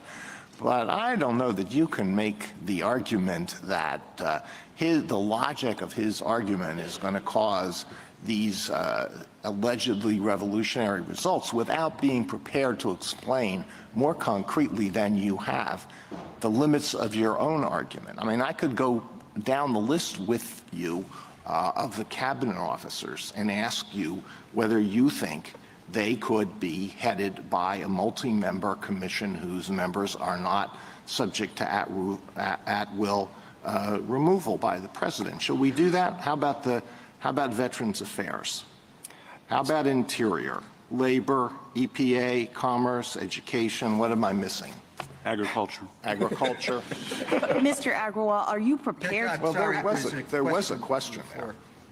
Yes, so I don't want to pretend to greater certainty than I have about the full gamut of statutory authorities vested in all those other departments. I will say that based on a very quick preliminary analysis, it appeared to us that the vast majority of executive departments wield at least some of the conclusive and preclusive authorities that this court has recognized in the past, including criminal, investigative, and prosecutorial authorities, and also authorities implicating national security and foreign relations. Now, that is not to say, Justice Alito, I think you're absolutely right to say for a lot of those, you could probably take those out, and at that point, there's going to be a fair question about whether Congress and the President acting together could determine at some point that there is a need for a multi-member body of experts to preside over certain government functions. What I would say is I don't think that you should categorically rule out that possibility as a matter of constitutional law, and I can't sit here today and tell you that there's a distinction of constitutional proportions, for example, between the Department of Labor and the National Labor Relations Board. Well, how about the post office at the time of Myers? How does your exclusive and preclusive theory account for Myers? How can it be that the postmaster at that time exercised exclusive Article II power, but a federal trade commissioner does not? So I would say three things about that. First, the conclusive and preclusive standard does not have to be the sole and exclusive limiting factor. Second, there is a provision that Justice Barrett referred to in the colloquy with opposing counsel about the take care clause, and it is conceivable that at least in some circumstances, the take care clause might itself, not always, but sometimes, impose a conclusive and preclusive standard, for example, with respect to officers like the postmaster and Myers who are deemed to possess purely executive functions, as this court unanimously in Humphrey's Executor and then again in Weiner unanimously characterized the functions of the postmaster and Myers as purely and obviously just executive. So that's a second constraint. When you answered Justice Alito about the agencies exercising investigative power, and thus there would be a question whether they could be made independent multi-member commissions, don't a lot of the now independent agencies also exercise that kind of investigative power? At least from my experience, it's very hard to get into the weeds of this particular powers exercised by the FTC and distinguish it from some of the powers exercised by some of the other cabinet agencies that we traditionally think of as executive, or the FCC or the SEC. All of those seem to the FERC, NLRB, when you get into them all. So what's your answer to that? So my answer is the criminal investigative authority is different, and certainly a lot of these agencies have civil investigative authority, including the FTC. As we understand this court's precedent just from last term in Trump v. United States, criminal investigations and prosecutions are in a different category, at least as a general matter. And if the logical import of that analysis is that there are certain functions that cannot be wielded even by traditional independent agencies, then so be it. That's the law of the land. That's right. I'm sorry. Go ahead, please. Go ahead. Go ahead. All right. I understand conclusive and preclusive entirely as we used it. When you're speaking about executive power, can the president control what's done in his departments? I get that. And a criminal prosecution is a good example. I do not understand it as you use it. Why isn't it just as conclusive and preclusive to decide whether to bring charges under the FTCA Act against somebody? Civil versus criminal. It's a conclusive and preclusive decision about enforcement decision of the power of the federal government against individuals across the country. So there's a legal answer and there's an historical answer, and they might blend, Justice Gorsuch. And the legal answer is that we don't have any controlling authority that has ever held that civil enforcement as a categorical matter is the kind of thing that can never be vested in a multi-member agency that enjoys a modicum of insulation from political pressure. And we know that, for example, from this court's unanimous decision in Humphrey's Executor, where you had that kind civil enforcement taking place, and a unanimous court, including all 4 justices from Myers, said that's okay. And the kind of civil enforcement that was going on there, you had complaints being issued, you had cease and desist orders. Cease and desist orders, but not lawsuits in court. They had to go to court. And I'm just curious, though. Fine, I accept your point. It's a good point about Humphreys. But why isn't that conclusive and preclusive decision whether to use the federal government's full power in a prosecution where you can seek fines and incur all of the penalties that are associated with violating the FTC Act? So I think part of the answer is historical and part of the answer is functional. And on the historical part, we have had all kinds of civil enforcement of federal statutes taking place, including just statutes that authorize private attorney generals, as this court has recognized in many, many cases. So you have a long, long history and tradition of private actors wielding enforcing civilly federal statutes. Now, I take the point that civil enforcement on behalf of the government of the United States. That's not the executive power, but criminal actions is the executive power. Yeah, I would not say that's what you're asking us to. No, I would not put it that way. I would not say it's not executive. And in fact, in SEALA law. So it is executive? Yeah, in SEALA law, this court said it's not only executive, it's quintessentially executive. And that's okay, because agencies like the FTC also engage in adjudicative activities, and that would be deemed quintessentially judicial, and nevertheless, they're not subject to plenary removal on the part of the judiciary. They engage in rulemaking that could be considered quintessentially legislative, and nevertheless, they're not subject to plenary control on the part of the legislature. The issue is not whether it's executive in some sense. The issue is whether it's constitutionally committed to the president's sole and exclusive discretion, and as a matter of history and precedent, we haven't gotten there yet. So even some quintessentially executive functions, in your view, are not vested in the President of the United States? Yeah, I would not say that. I would not put it in this. I would not say that they're.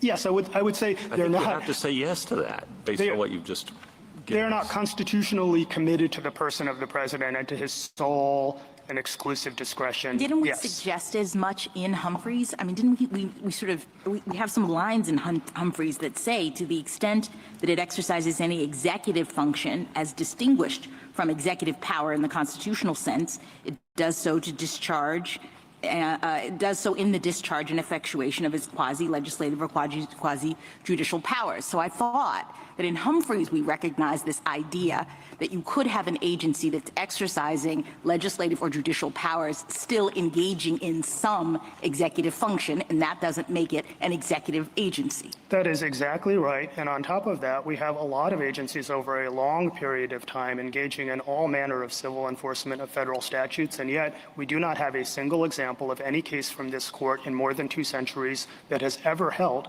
that a single layer of for-cause removal protection cannot apply to a principal officer of an agency wielding that kind of civil enforcement function. And so I think that's like your real point. In other words, you're not asking for some sort of conclusive or preclusive rule. That's not your burden in this situation.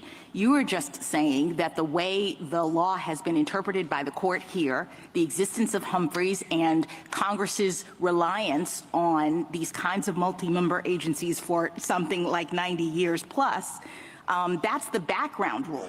And so now it's up to the government and the Solicitor General to come in to suggest that there's a constitutional problem with that. That is absolutely right. We have a 111-year-old statute that was enacted by the people's elected representatives. It was signed into law by a president of the United States. It was unanimously affirmed by this court, and it's been followed by every single president since 1935 until the present. We don't need an abstract theory to tell us that the FTC Act is okay. It's the other side that needs to give you a really compelling theory to explain why, in our view, 200 plus years of precedent and history need to be abandoned. But in any event, even according to by their own acknowledgement, we're talking about the modern era of traditional independent agencies, which spans more than half the life of the Republic. Can I ask you about some other limits of your argument? So most of the independent agencies by statute must include members of both major political parties. Is that a constitutional requirement?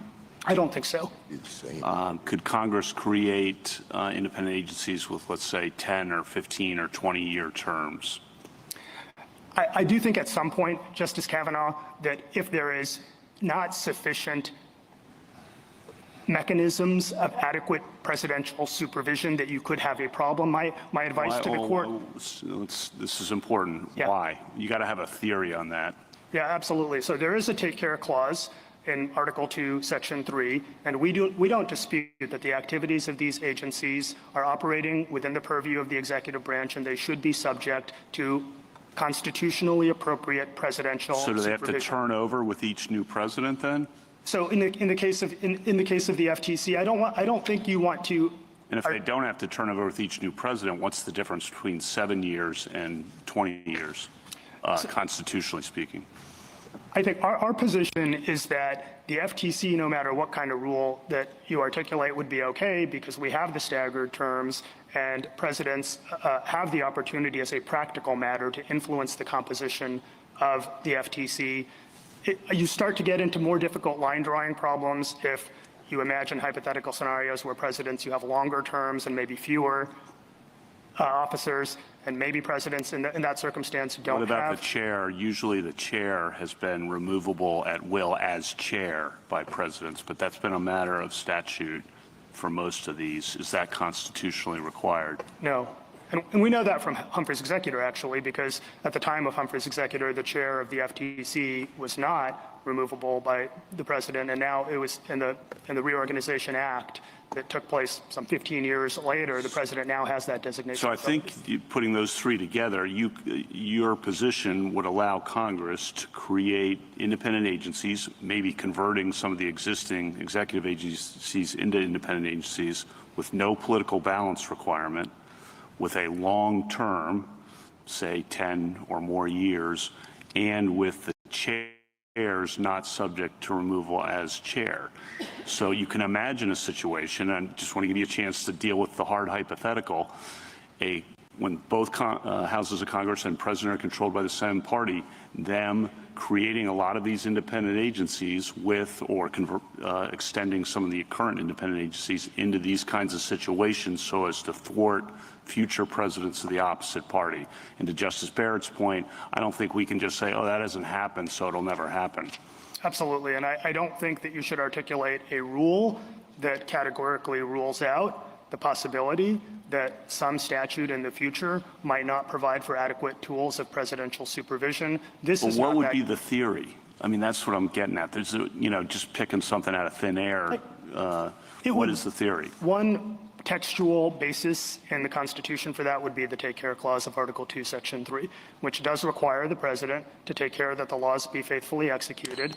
And this court could hold that that requires that the president have constitutionally adequate means of supervision, such as those that are adverted to in Part 3C2 of CLA law that discusses exactly the types of considerations to which Your Honor is referring, the designation of the chair, the staggered terms provision, and the opportunity to influence the composition of the commission, budgetary tools. All of those the FTC has, and so we're on the right side of the line wherever you draw that line. But I guess the bigger point is that historically, this is a problem. This is a problem that has been resolved through a process of political accommodation, and there's no reason to believe that that process, which has been adequate for a very long time, will not be adequate in the future. But if it is, the court can keep open the possibility that there will be time enough to decide on new constitutional rules. How do you answer the accountability theme, which I think is the theme of the other side, is that independent agencies are not accountable to the people, they're not elected, as Congress and the president are, and are exercising massive power over individual liberty and billion-dollar industries, whether it's the FCC or the FTC or whatever it might be? May I answer? Sure.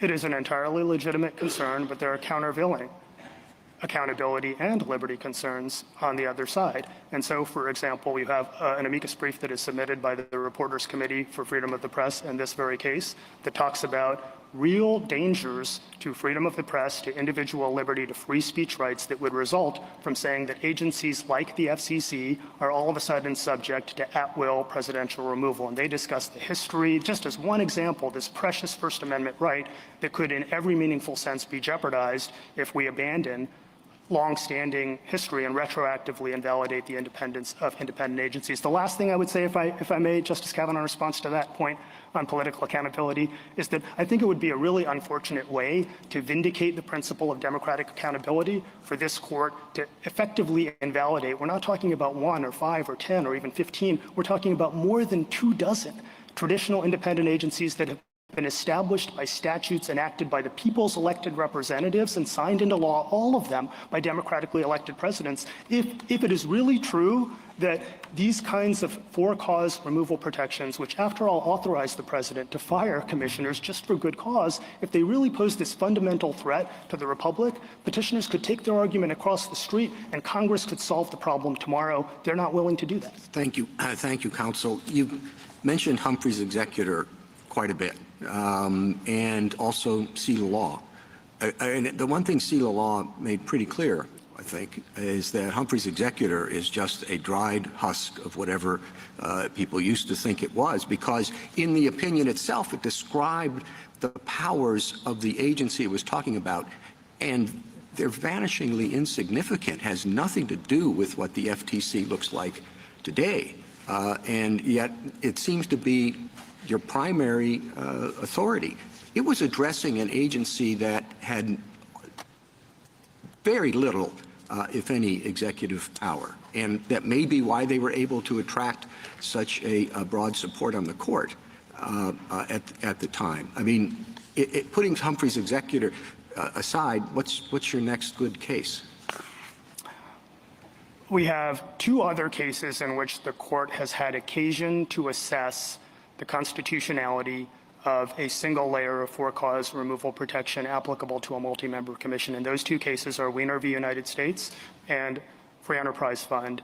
In both of those cases, the court unanimously concluded that a single layer of for-cause removal protection does not offend the separation of powers, even with respect to agencies that were wielding what everybody today would consider significant executive authority. Well, certainly Weiner is sort of a protege of Humphrey's and does exercise significant authority, but of an adjudicative nature. And I don't know if that, again, should be considered in a direct line from Humphrey's or an entirely different situation involving adjudicative authority that the court did not say in deciding Humphrey's was at issue. A couple of responses to that, Mr. Chief Justice. First, petitioner's theory is based on the assumption that anytime you have an officer who is acting outside the auspices of Articles 1 and 3, no matter what kind of function they are discharging, what they are doing, quote, is and must be deemed an exercise of the executive power. And if that is true, that sweeps in the commissioners of the War Claims Commission, it sweeps in the Federal Reserve, it sweeps in the Court of Appeals for the Armed Forces. Their constitutional theory cannot be distinguished on that basis. Well, what about the regarding them, as I think Justice Gorsuch was discussing at one time, as adjuncts to the judicial authority, which would be something that would cover the court, I think, in Weiner? If this is a viable distinction to say that there are certain functions that are being performed that are of an adjudicatory nature and that some kind of exception should be carved out for that, then why not for the FTC, which after all does exercise adjudicative powers? Indeed, as this court explained in Axon Enterprise v. FTC, the FTC... Well, sure. Go ahead.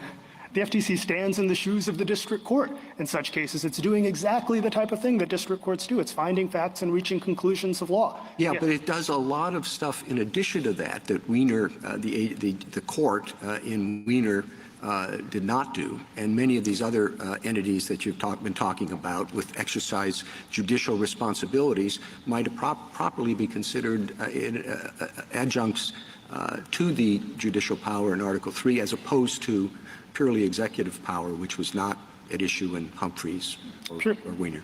2 responses to that, Mr. Chief Justice. Sure. In Weiner, the Claims Commission members were making final and unreviewable determinations with respect to claims for compensation, and they were getting no judicial review. That was final determination, but the more important point is that in Free Enterprise Fund, there was all manner of executive authority that was being wielded by we're not talking about the 1935 FTC, we're talking about the 2010 Securities and Exchange Commission and the 2010 Public Company Accounting and Oversight Board. This court characterized the board's functions as involving enormous power to regulate an entire industry. Nobody would say that that was not executive, and nevertheless, the court unanimously concluded that a single layer of for-cause removal protection, exactly what we have here, is constitutionally permissible. On top of that, we don't, again, have a single case that has ever struck down the kind of removal protection that we have here in more than 200 years. Thank you. Justice Thomas?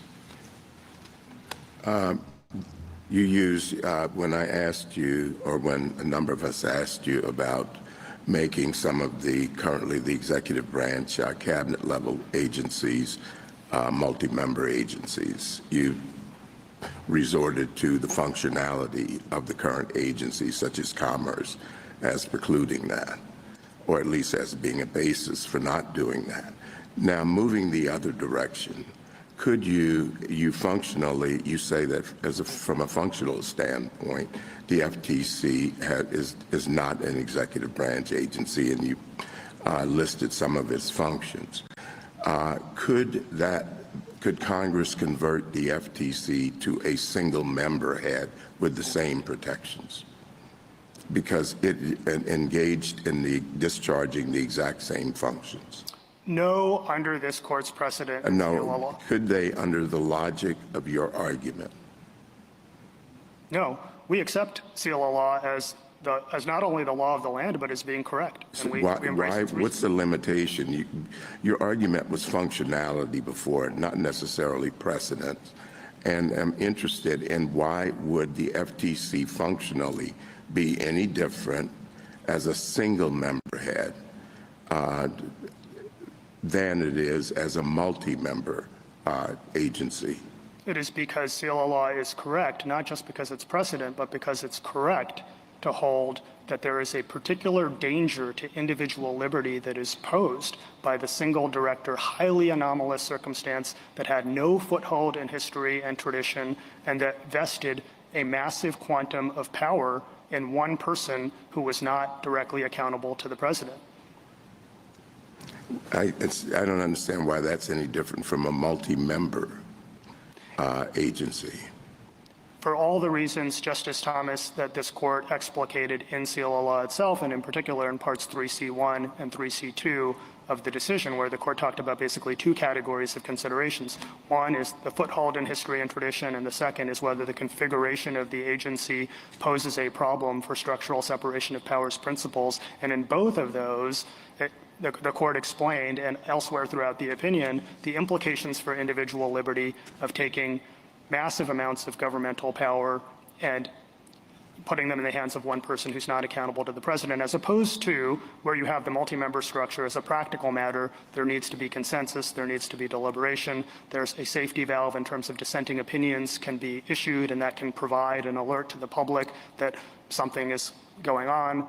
So there's a whole variety of reasons why single-member agencies have been distinguished from multi-member commissions, and we think that precedent is correct and should be adhered to. And on that point, Justice Thomas, I guess I would say one more thing, and that is I think it is a big difference between our position and the position of the petitioners, that we are asking the court to adhere to all of its precedents and to give effect to the collective wisdom and experience of all three branches of government. On the other hand, petitioners are asking you to abandon precedent after precedent after precedent. A lot of precedents would go south if their constitutional theory is correct, and a whole lot of history and dozens of institutions that have been around for a long time, that have withstood the test of time, that embody a distillation of human wisdom and experience, all of those would go south. Justice Alito? To follow up on Justice Thomas's question, suppose that the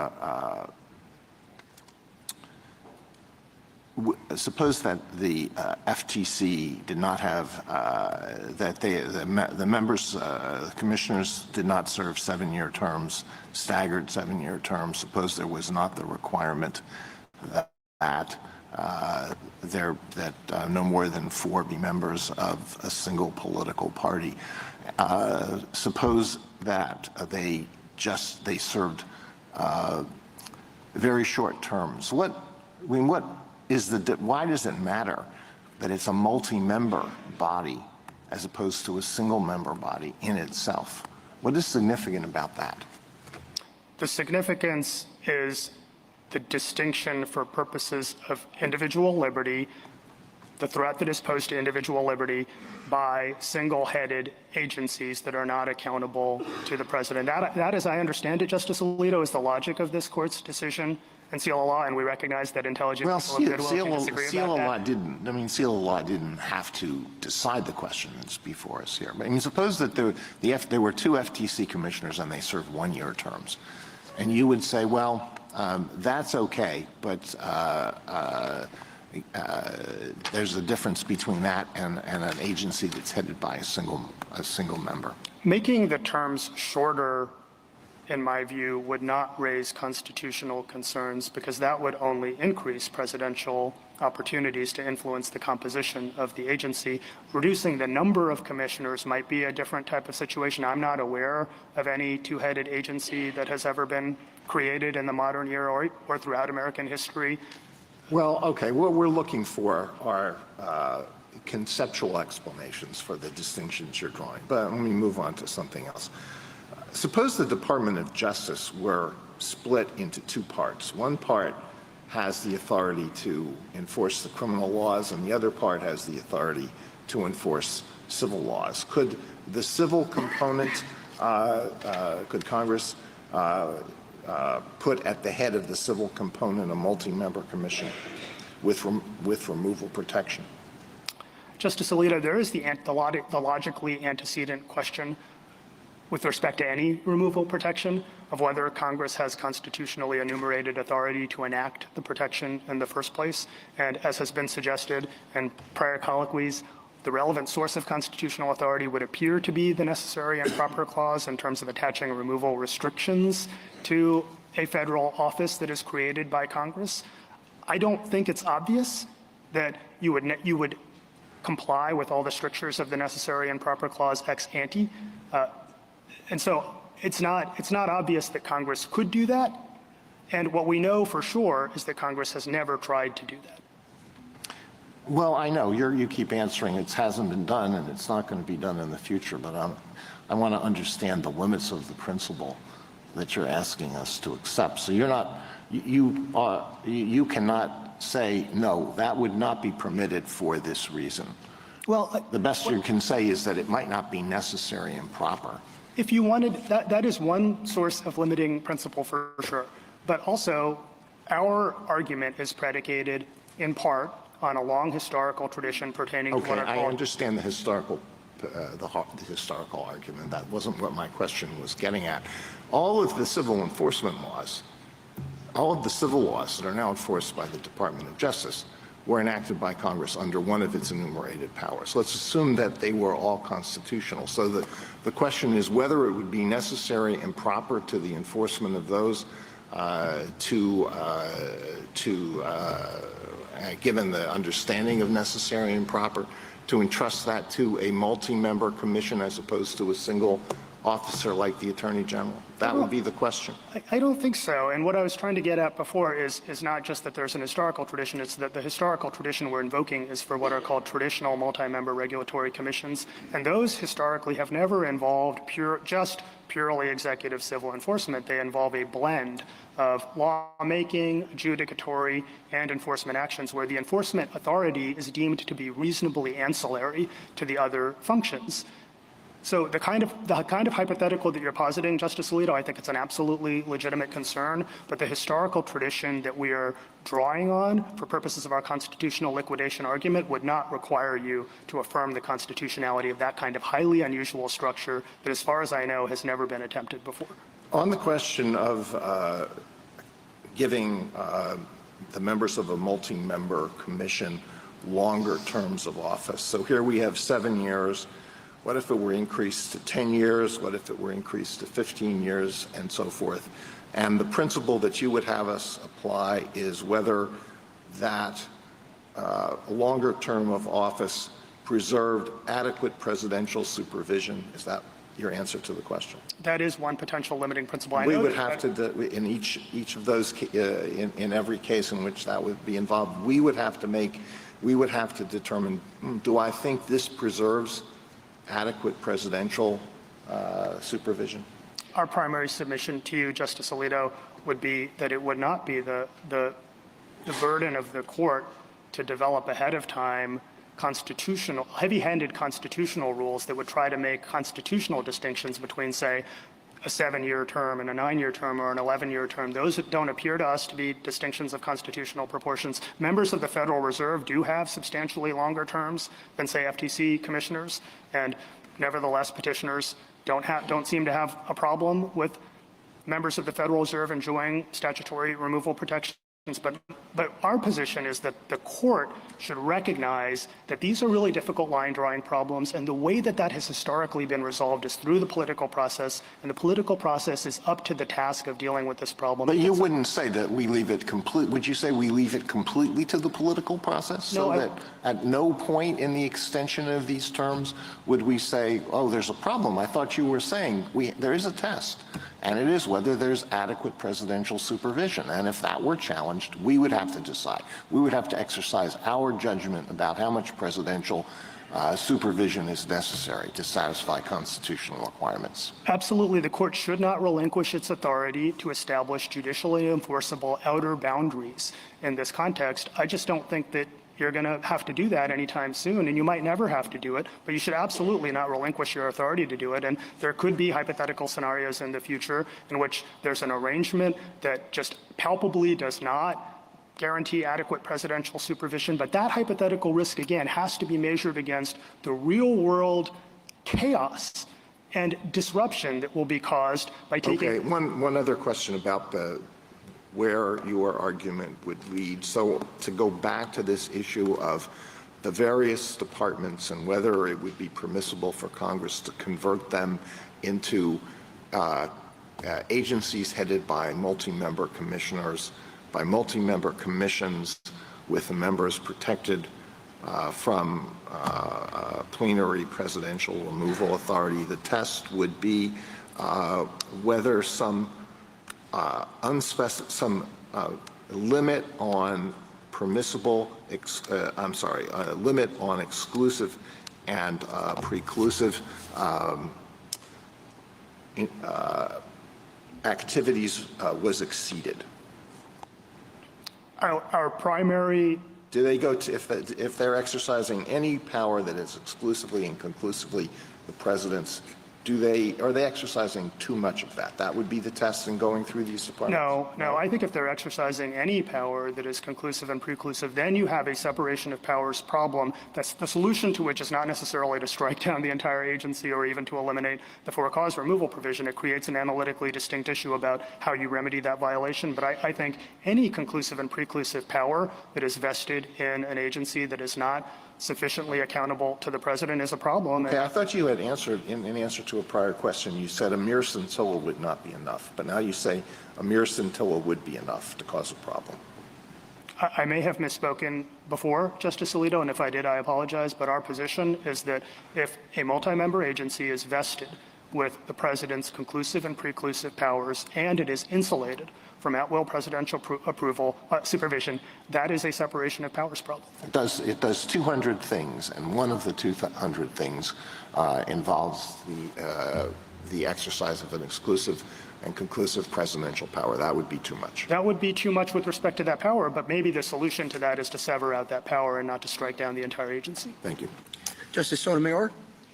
Counsel, Sheila law involved the CFCP, and it relied very heavily on, focused very heavily on the novelty of the CFPB structure and the fact that it was a historical anomaly, correct? Absolutely. It was an anomalous structure that was deemed to pose a significant threat to individual liberty. All right. That's not the case here because we have a precedent of longstanding that says this is okay. The Chief asked a question about whether the additional powers the FTC has gathered create a different situation. As I see it, and as the judge in the district court outlined very clearly, most of the original powers of the FTC when Humphrey's estate was decided are the same powers of today, correct? That is correct. And there is one power that I've identified that might be different, and that the FTC's cease and desist orders have now binding effect immediately, correct? I believe that's correct. So I think your point in response to Justice Alito is, if there's a power that the FTC is wielding now that trenches inappropriately, the answer is not to do away with the for-cause removal, but to eliminate that power, that individual power, correct? Correct, and an authority that is cited by petitioners in their reply brief, Barr v. AAPC, supports that proposition. And so that should be the answer if there's been a difference in the powers or an expansion of the powers inappropriately.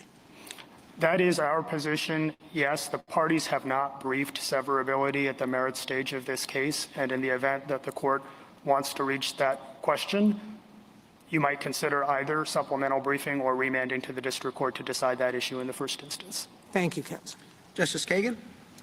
Mr. Agarwal, it seemed to me that when you were talking to Justice Alito, you had more to say about this question of comparative risks and how we should balance the two kinds of risks and what we should be thinking about now. So I wanted to give you a chance to say that. But and within whatever you want to say about that topic, I was wondering if you could comment. A lot of these hypotheticals have been about, you know, what if Congress structured an independent agency like this or like that? I mean, most of these independent agencies, Justice Sotomayor is right that the CFPB was anomalous in this respect, but basically, like, the vast majority of them all use the exact same structure, or if not exact, near exact same structure. There are little variations, but they're all set up with bipartisanship. They're all set up with a chair that does have some greater control and that is more controllable by the president. You know, they're all basically set up the same way. So all of these hypotheticals about what if Congress did this, I'm wondering if you could comment in your discussion of comparative risks about how we actually why it is that we actually have just never seen that. I think it's because the political branches have learned from experience, and experience is the great teacher. There's an insightful discussion of the history and tradition surrounding traditional independent agencies and the separate opinion in the PHH case that has been cited extensively by the parties, and that explains that the structure that the political branches have come up with honors and gives effect to our constitutional values, as we explain on the very first page of our brief. We think that the political branches have done a good job of learning. I mean, the political branch is Congress, which is made up of both Democrats and Republicans, who are aware that neither Democrats nor Republicans will control the government forever, and are structuring these systems with that in mind. I think that is exactly right, Justice Kagan, that there's an appreciation and an understanding that folks in power today may not be in power tomorrow, and you want a structure that will be able to withstand the test of time. The other kind of interesting thing about this is that it's not just Congress.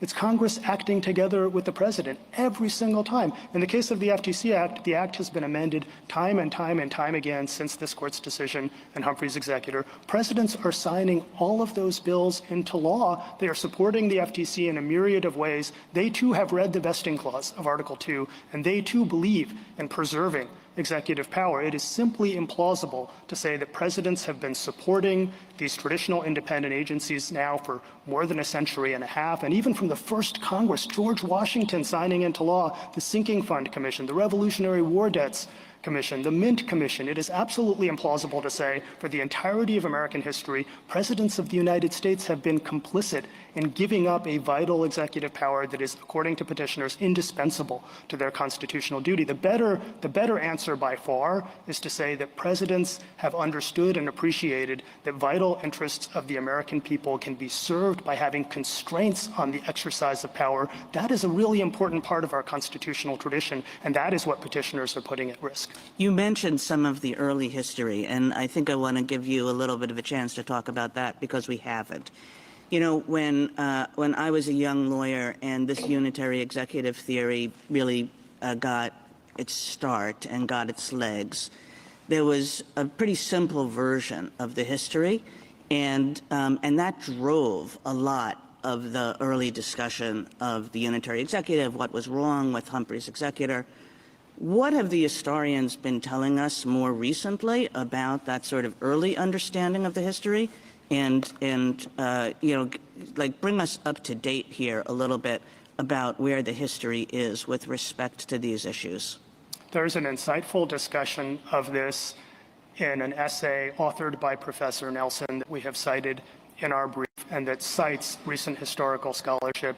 And there is also many amicus briefs that have been submitted in this case, which basically affirm that there is a rich body of recent, including post-CLA law historical scholarship that supports the conclusion that the history surrounding this issue is at a minimum contestable, and that there is a whole lot of history actually that supports the proposition that the first president of the United States and the first Congress did not believe that the president always and everywhere had to have an absolute, illimitable, indefeasible power to fire every single head of any kind of commission exercising any significant governmental authority. We know that from the first Congress and the Sinking Fund Commission, the Revolutionary War Debt Commission, the Mint Commission, and I think there are some 10 other commissions, for example, that are discussed in Professor Norse's amicus brief, just by way of example. I think that's another virtue of our position, that we're asking the court to give effect not just to the decision of 1789, but also to the decision of 1790.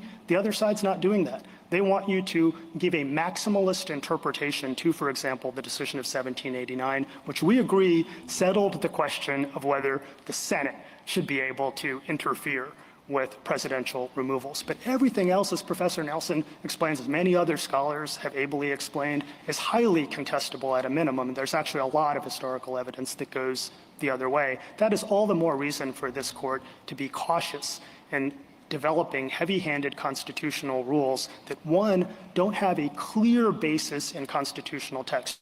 We absolutely accept this court's precedents that interpret the vesting clause of Article 2 to establish a general default presidential removal power, but it cannot be said the constitutional text clearly delineates the boundaries between the president's power and Congress's power with respect to removal.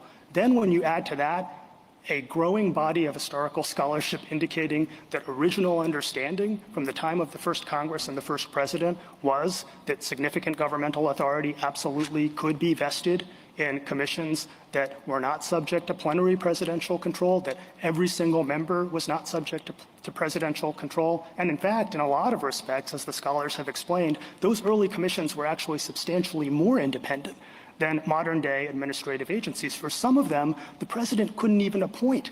He couldn't even decide who would be on the commission, as, for example, with respect to the Sinking Fund Commission, where you had the Chief Justice and the Vice President were, by operation of law, installed on those commissions. So those commissions were, in a lot of respects, much more independent than modern-day traditional independent agencies. Justice Gorsuch?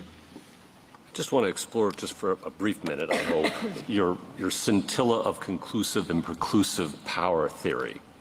You agree, I assume, the president is vested with all the executive power. Yes. You agree that he has a duty to faithfully execute all the laws. Yes. Civil and criminal. We agree that the Constitution imposes on the president a duty to faithfully execute the laws. All Absolutely. the laws. Well, is there some laws he doesn't have to? That'd be news to our friends across the street. the take care clause is a duty, and it is also a power, but the text of the clause does not provide that the president must have at-will presidential. I didn't ask that. This is, does he have a duty to faithfully execute all the laws? We know from yes or no? I would say no, in the sense no. in the sense that let me. There's two different questions, and I want to make sure that I'm answering the question. The question is, does the president have a duty to faithfully execute all the laws? The answer is no. Why? So he can't break the law for sure, for sure. Does he have to be vested with statutory authority to actually directly enforce, or to actually? I'm not asking whether he has to bring the indictment. I'm asking whether he has a duty to faithfully execute the laws. I think the president does not, under both history and tradition, have to have plenary power of supervision. But in the case of the FTC, he does have some power of supervision, including if there's a demonstrable, palpable violation of law, the president could absolutely fire a commissioner of the FTC under the plain language of the statute. So the answer is no, I guess. But you say that he has to have direct supervision and removal authority for someone who has conclusive and exclusive authority to bring criminal prosecutions, right? That is our understanding of this court's decision in Trump v. United States. That's your understanding? Yes. But not civil? That's right. And to go back to your earlier... And just to be clear, so that means if the government wants to bring a misdemeanor, that person has to be reportable to the president. But if the government wants to bring ruinous fines and penalties and injunctions, that person doesn't. I don't know the scope of this court's holding in Trump v. United States. I'm asking you for your theory, because it's a very interesting theory. You're building off of two words from Trump versus United States and putting a gloss on it that I'm not familiar with. I'd understood the executive power, and he has conclusive and preclusive authority of that. But this line, I don't know where it comes from. And I'm wondering, I'll be honest, I'll put my cards on the table.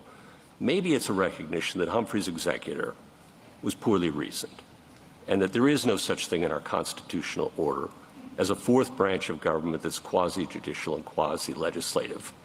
Maybe you're trying to backfill it with a better new theory that itself recognizes that we've got a problem.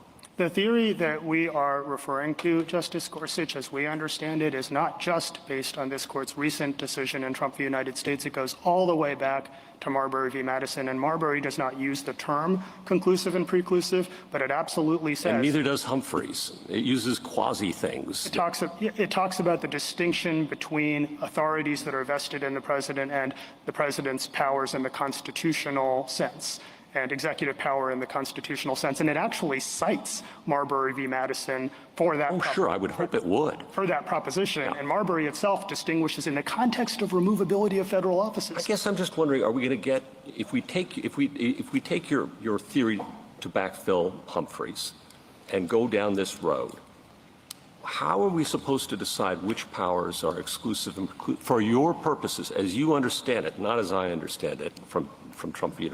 United States, but as you understand it, what powers are going to fall in and what going to fall out? Are we going to have just as much litigation over that as anything else we might do in this case? I don't think so. We've had this modern era of traditional independent agencies for a long time. We haven't had any precedent ever striking them down, and this court has not been, as far as I know, overwhelmed with difficult questions of line drawing. In fact, from 1935 to 2025, we had pretty much unanimity among courts that traditional independent agencies are fine. To go back to you haven't had a lot of litigation over Humphrey's and its limits and its boundaries, and I mean, seal of law, you invoke it as a great decision.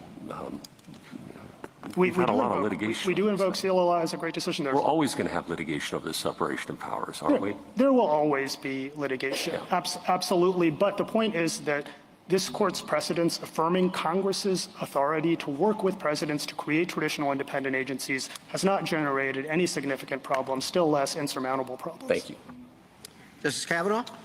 Try to tick through a few questions here. On Justice Alito's questions, you said independent agencies do rulemaking, enforcement, and some adjudicatory powers as well, but so do the traditional cabinet agencies do all of that too, or at least most of them do. So I'm not sure that helps you distinguish the independent agencies from the traditional executive agencies on the earlier questions, but I'll just leave that. You said you agree with, I think you said you agree with all the court's precedents.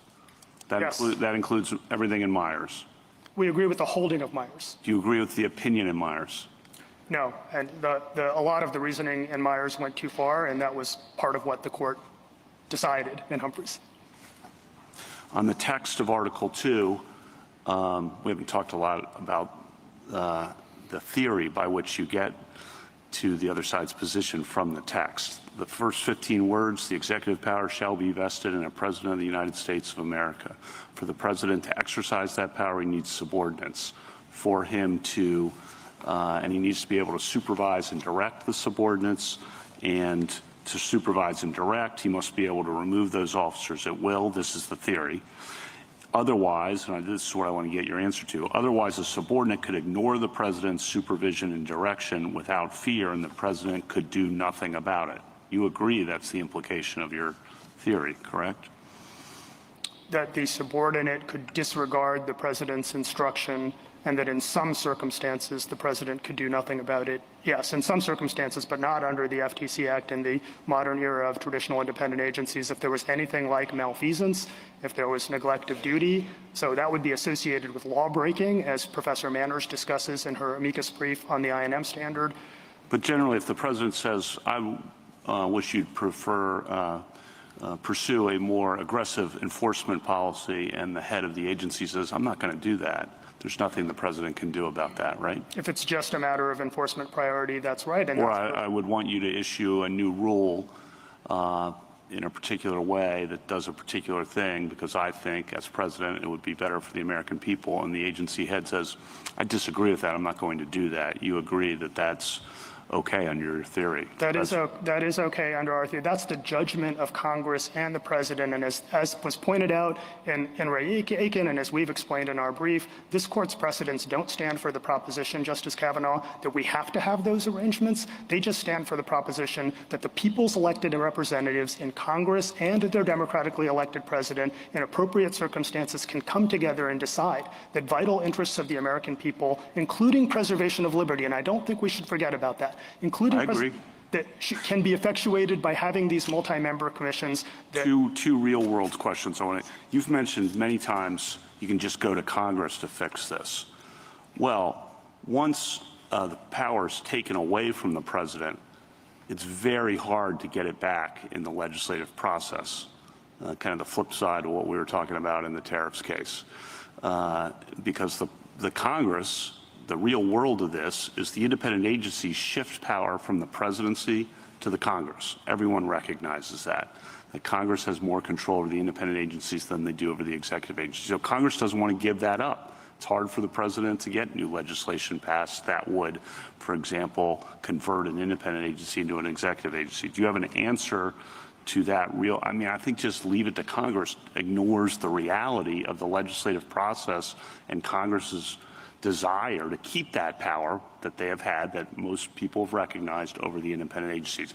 That's a theory out there. I just want to get your response to that. Yeah, I have two responses to it. One is that I don't think it's an accurate characterization of what's going on to say that Congress is aggrandizing its own power at the expense of the executive. I think, in fact, exactly the opposite. And a lot of these agencies— That famous quote, the independent agencies are ours, by a leading member of Congress, that was just— I will give you an example from the FTC Act itself. The operative provision from the very first version of the Act provides that this Act is all about defining unfair methods of competition in commerce. Full stop. How do you know what is an unfair method of competition in commerce? The statute doesn't say. It delegates that congressionally, constitutionally enumerated authority to an agency that the president has all kinds of supervision and influence over, and what is happening— But much less than the executive agency. I understand your point there. I think I got it.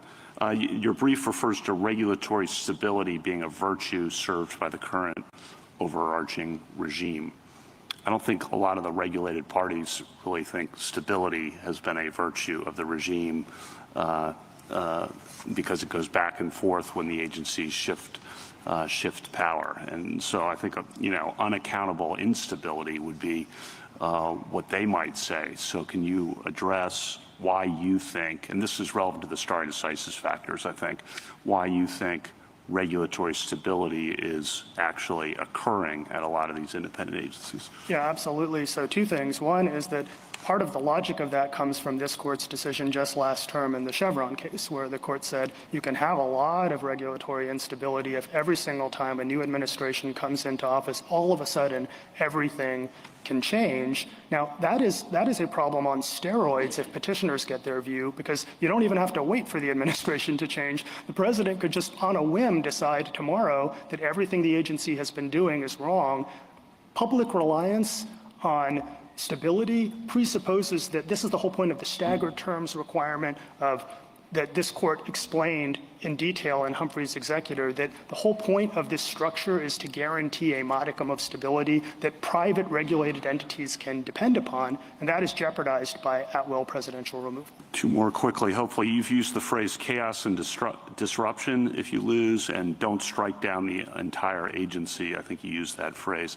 I don't think that's what would happen if you lost, and I think you would agree with what I'm about to say, which is if you lose on the merits, the proper remedy is simply to sever the for-cause removal provision, not to get rid of the FTC. Do you agree with that? I agree with part of it, but not all of it. The remedy is not to get rid of the FTC, but I think there's an analytically difficult question about whether the proper remedy would be to sever the for-cause removal provision as opposed to, depending on the nature of the ruling, maybe one isolated power that is deemed to be quintessentially executive and that generates the separation of powers problem. Okay, last, sorry about the length of this, but this is important. Last, you said Congress, as a tradition, they won't depart from it, but the last 10 years we've seen two examples of first a single-headed independent agency and separately a double for-cause removal provision. So I don't think the idea that Congress is just following the model that it's used before is really sustainable in the face of those two experiments that we've seen in the last 10 years. That's just a comment from your point about, oh, there's a model and they just follow the model. It is not an absolute rule, and there may be times when the political branches depart from an established model, and when they do so in constitutionally problematic ways, what we know from recent history is that this court will be there and there will be time enough to decide those questions. All right, thank you for your answers. Justice Barrett? I want to just ask a quick question about history. Justice Kagan was asking you about new scholarship that historians have identified, which you say shows that independent agencies has a longer pedigree than maybe some thought originally. But do you concede that the first statutory, anything that looks like a statutory removal restriction, like the inefficiency, neglect, malfeasance, appeared in 1887 with the ICC? I don't know if it's the first, to be honest with you, Justice Kagan, Justice Barrett, I'm sorry. But what I would say is that as to the early commissions, I think that factor actually cuts the other way, because there was no provision authorizing presidential removal for some commissioners. That's our point. You had commissioners like the Chief Justice and the Vice President who were appointed by statute, and the President couldn't remove them under any circumstances. But they were 2 of 5, and it could remove, he had unchallenged authority to remove the other 3 who served on that commission. I mean, and there's silence. I mean, there's not the inclusion of statutory removal restrictions. You didn't really see that until the ICC. They were understood at the time to be, for the officers like the Chief Justice and the Vice President on the Sinking Fund Commission, for example, to be completely insulated from presidential removal. And it wouldn't make any sense for the President to be able to remove them from the commission. That was not the understanding at the time, as has been ably set out by many historians. But here's the bigger point, is that those commissions are in a lot of ways much more independent than modern day independent agencies. And petitioner's theory is based on the idea that any time these commissions are exercising significant governmental authority, every single commission member must be subject to at-will presidential removal. And in that respect, their theory cannot be squared with founding era practice. But counsel, the sinking fund had the Secretary of State, Treasury, and the AG, and there's no dispute, even under your theory, that the President could fire those 3.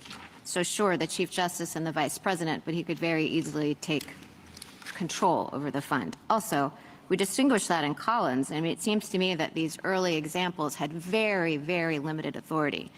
I mean, the Mint, you know, or the Revolutionary War Debt Commission, there were no statutory removal restrictions, and all it did was settle accounts between the United States and individual states after the war. I mean, there's nothing that looks like the FTC at the time of Humphrey's, or certainly not today. You have to concede at least that. Yes, and two responses to that. I think it's a fair observation.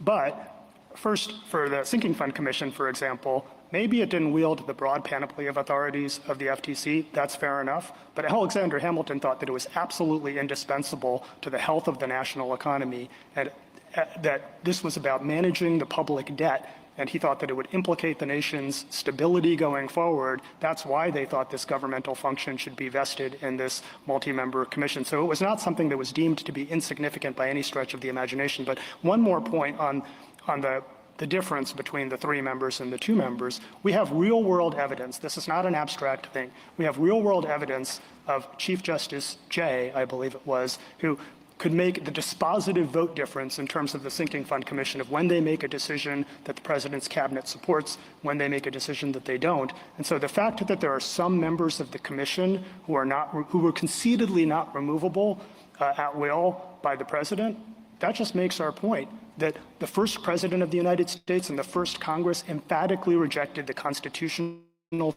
theory on which petitioner's position is predicated. Counsel, let me say, let's say, just assume that I disagree with you about the history.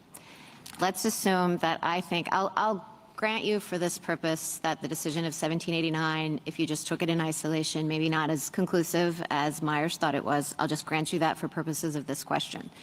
But let's say that I think the liquidation argument throughout the 19th century shows that by the time of the end of the 19th century, up until we get to the ICC, and the emergence of what starts to look like the more modern independent agency, that the government has the better of the argument.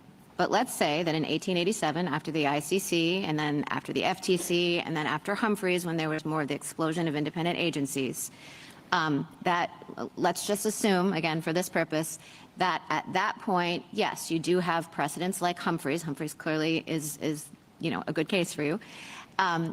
Do you still lose? If I think as of 1887, it was liquidated, it was settled, but then we did have cases and congressional practices that veered from that unbroken line. No, we don't lose. We don't lose on the merits, and we certainly don't lose on stare decisis. So on the merits, the doctrine of constitutional liquidation by historical practice absolutely can apply based on the last 150 years of history. But counsel, if it had the first, I mean, in the assumptions that I've asked you to make, it was liquidated as of 1887. So you think liquidation can kind of get a new restart, like kickstart in 1887? That is not just my view. That is the view of this court in cases like, I believe, NLRB, Canning, and Chiafalo. And I would also direct the court's attention to United States versus Curtis Wright Export Corporation, where the court said, you have 150 years of historical practice.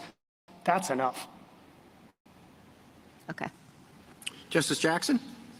Really quickly on your exchange with Justice Gorsuch, your hesitancy to respond to his take care question, I'm wondering whether that has to do with the fact that prosecutorial discretion exists and that the idea can't be, I think, that the executive has to always enforce all the laws, right?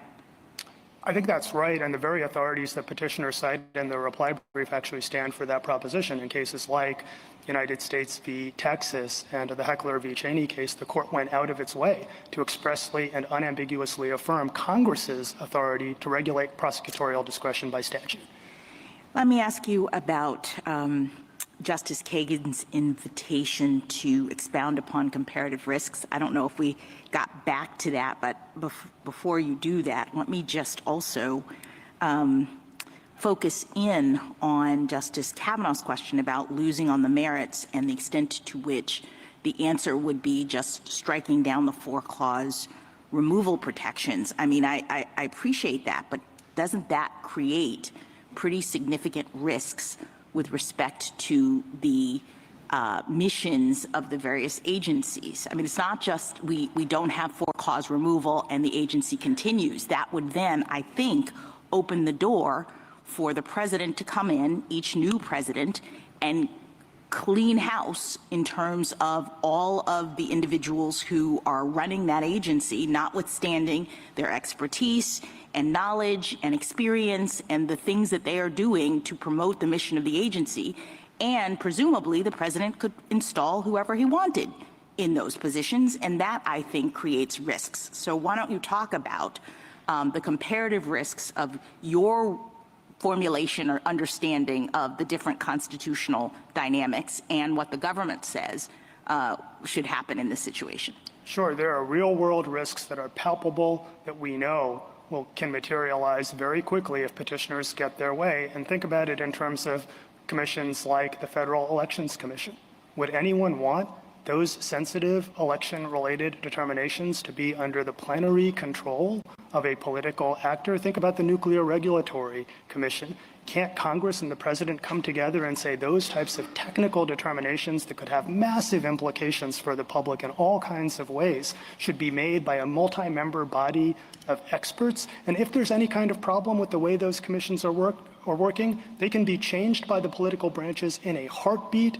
And presidents, as far as we know, are not even trying to change them. It's not like they're coming to this court and telling you, we have a big problem, we've been lobbying Congress, and Congress is just, to Justice Kavanaugh's earlier point, they're just not going along with it, and they're not doing the right thing. Presidents are not even trying to go to Congress to get these for-cause because removed. presidents have accepted that there could be both an understanding of Congress and the presidency that it is in the best interest of the American people to have certain kinds of issues handled by experts who, and I think you were in your colloquy with Justice Kagan, you identified the fact that these boards are not only experts, but they're also nonpartisan.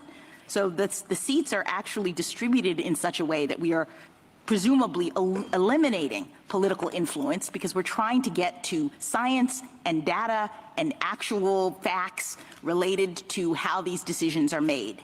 And so the real risk, I think, of allowing these kinds of decisions to be made by the president, of saying everybody can just be removed when I come in, is that we're going to get away from those very important policy considerations. You will get away from those policy considerations, and it will create opportunities for all kinds of problems that Congress and prior presidents wanted to avoid, risks that flow inevitably, just given human nature, the realities of the world that we live in, risks associated with extreme concentrations of power in the hands of one person. Can you talk about the FTC? This is my final question. Why would Congress have thought it important to make this agency in particular independent? I think in large part because Congress had tried, it had experimented with alternatives in the past. They didn't just do this on a whim. They tried to legislate on their own, and they determined that it was not practicable for Congress to exercise its own constitutionally enumerated authority to regulate commerce by, for example, specifying ex ante all the different things that would constitute unfair methods of competition. And so what they wanted was an expert agency that could take on that task and that would be insulated from political pressure, not just emanating from the president, but emanating from Congress too. Congress is giving away its own power to some extent. So your point is that they were doing something important for the interests of the American people, not with an effort to try to strip the executive of any authority or anything like that, but to fulfill its own Article I obligations to legislate in the best interest of the American people. Absolutely, and in a lot of ways they're giving the president more power than he had before, because the president wouldn't have the authority to determine what are unfair methods of competition all on his own, and that's what will be the practical result of accepting petitioner's theory, that tomorrow you'll have a situation where the president can come in and unilaterally decide, this is a quintessentially lawmaking function, unilaterally decide what constitutes an unfair method of competition, what constitutes an unfair trade practice. If that was going to be the law, why wouldn't Congress just reserve that power to itself? Thank you. Thank you, counsel. Rebuttal, General Sauer. Thank you, Mr. Chief Justice. 2 quick points. On the sort of parade of horribles argument that's being made, I think it's very telling that Mr. Agarwal, one of the last things he said is that the FEC has to remain independent. But of course, the FEC does not have statutory removal restrictions. And under Braidwood, the president already has the power to remove the commissioners of the FEC. Therefore, the notion that like this is the end of the world, it's going to change the structure of our government, the lead counterexample that's given is one that's already been decided by this court's cases. Justice Barrett, regarding the question of historical liquidation, we think the case that you ought to look at is Powell against McCormick. It's very analogous to the sort of historical, what happened in history here. In that case, Congress, from the time of the founding until the Reconstruction Congress after the Civil War, had interpreted the Constitution to not allow it to refuse to seat a member of Congress other than the reasons that are set forth explicitly in the Constitution, the Qualifications Clause. The Reconstruction Congress changed that and decided not to seat a couple of former members who had too close ties to the Confederacy. And after that, for the next 100 years or so, Congress then started exercising that power, not often, but intermittently exercising the power to refuse to seat other members. And this court said in Powell against McCormick, what is decisive there in that point of constitutional interpretation is the liquidation that occurred occurred in the 19th century, not the subsequent, again, very lengthy tenure of practice of Congress refusing to do that, and therefore it held that Congress lacked the power to refuse to seat the congressman in that case. We think that's very, very compelling here. I think it's very telling that in this particular case, early on, Mr. Agarwal said twice that it is within the realm of possibility that Congress could take, not sure how many, but a significant number of cabinet-level agencies and convert them into multi-member agency commissions outside the government's control. How many of them it could do is really a creature of not a constitutional question on his view. It's a question of statutory accident. Are there conclusive and conclusive powers in the organic statute there? If there are, maybe they could be excised. And obviously the devil's in the details here, because if those conclusive and preclusive powers are fairly broad, as the colloquy about civil enforcement powers illustrates, if they're fairly broad, then basically we would win this case and virtually every other case, because almost all the agencies, cabinet level or independent agencies, are going to have civil enforcement powers in most cases and so forth. But if they're narrow, then we have a situation where Congress could reconstruct virtually the entire executive branch outside the president's control. And that is not even a Republican form of government. But that is the logic of the position that's being advanced here. That is the parade of horribles the court ought to consider. And that contrasts dramatically with what, for example, Madison said when he talked about the great principle of unity and responsibility, the chain of dependence that runs from the lowest to the middle grade to the highest to the president, and the president is accountable to the community, which is the voters. In short, Humphrey's executor is a decaying husk with bold pretensions. It has a powerful hold on the minds of some people within our constitutional system. It certainly seems to have a powerful hold on the minds of lower court decisions. The courts and their decisions. The court should overrule Humphrey's executor explicitly and restore the separation of powers to our government. Thank you, counsel. The case is submitted. The Honorable Court is now adjourned. On Tuesday, the U.S. Supreme Court hears a case on whether Enjoy more of our videos on the Community Advocate Network channel, and don't forget to like, share, and subscribe. If you would like to advertise your service, special announcement, or event, you may contact us at the Community Advocate Network at gmail.com. For community resources and services, exclusive articles, and video content, join our private community on Patreon. Link is in the bio.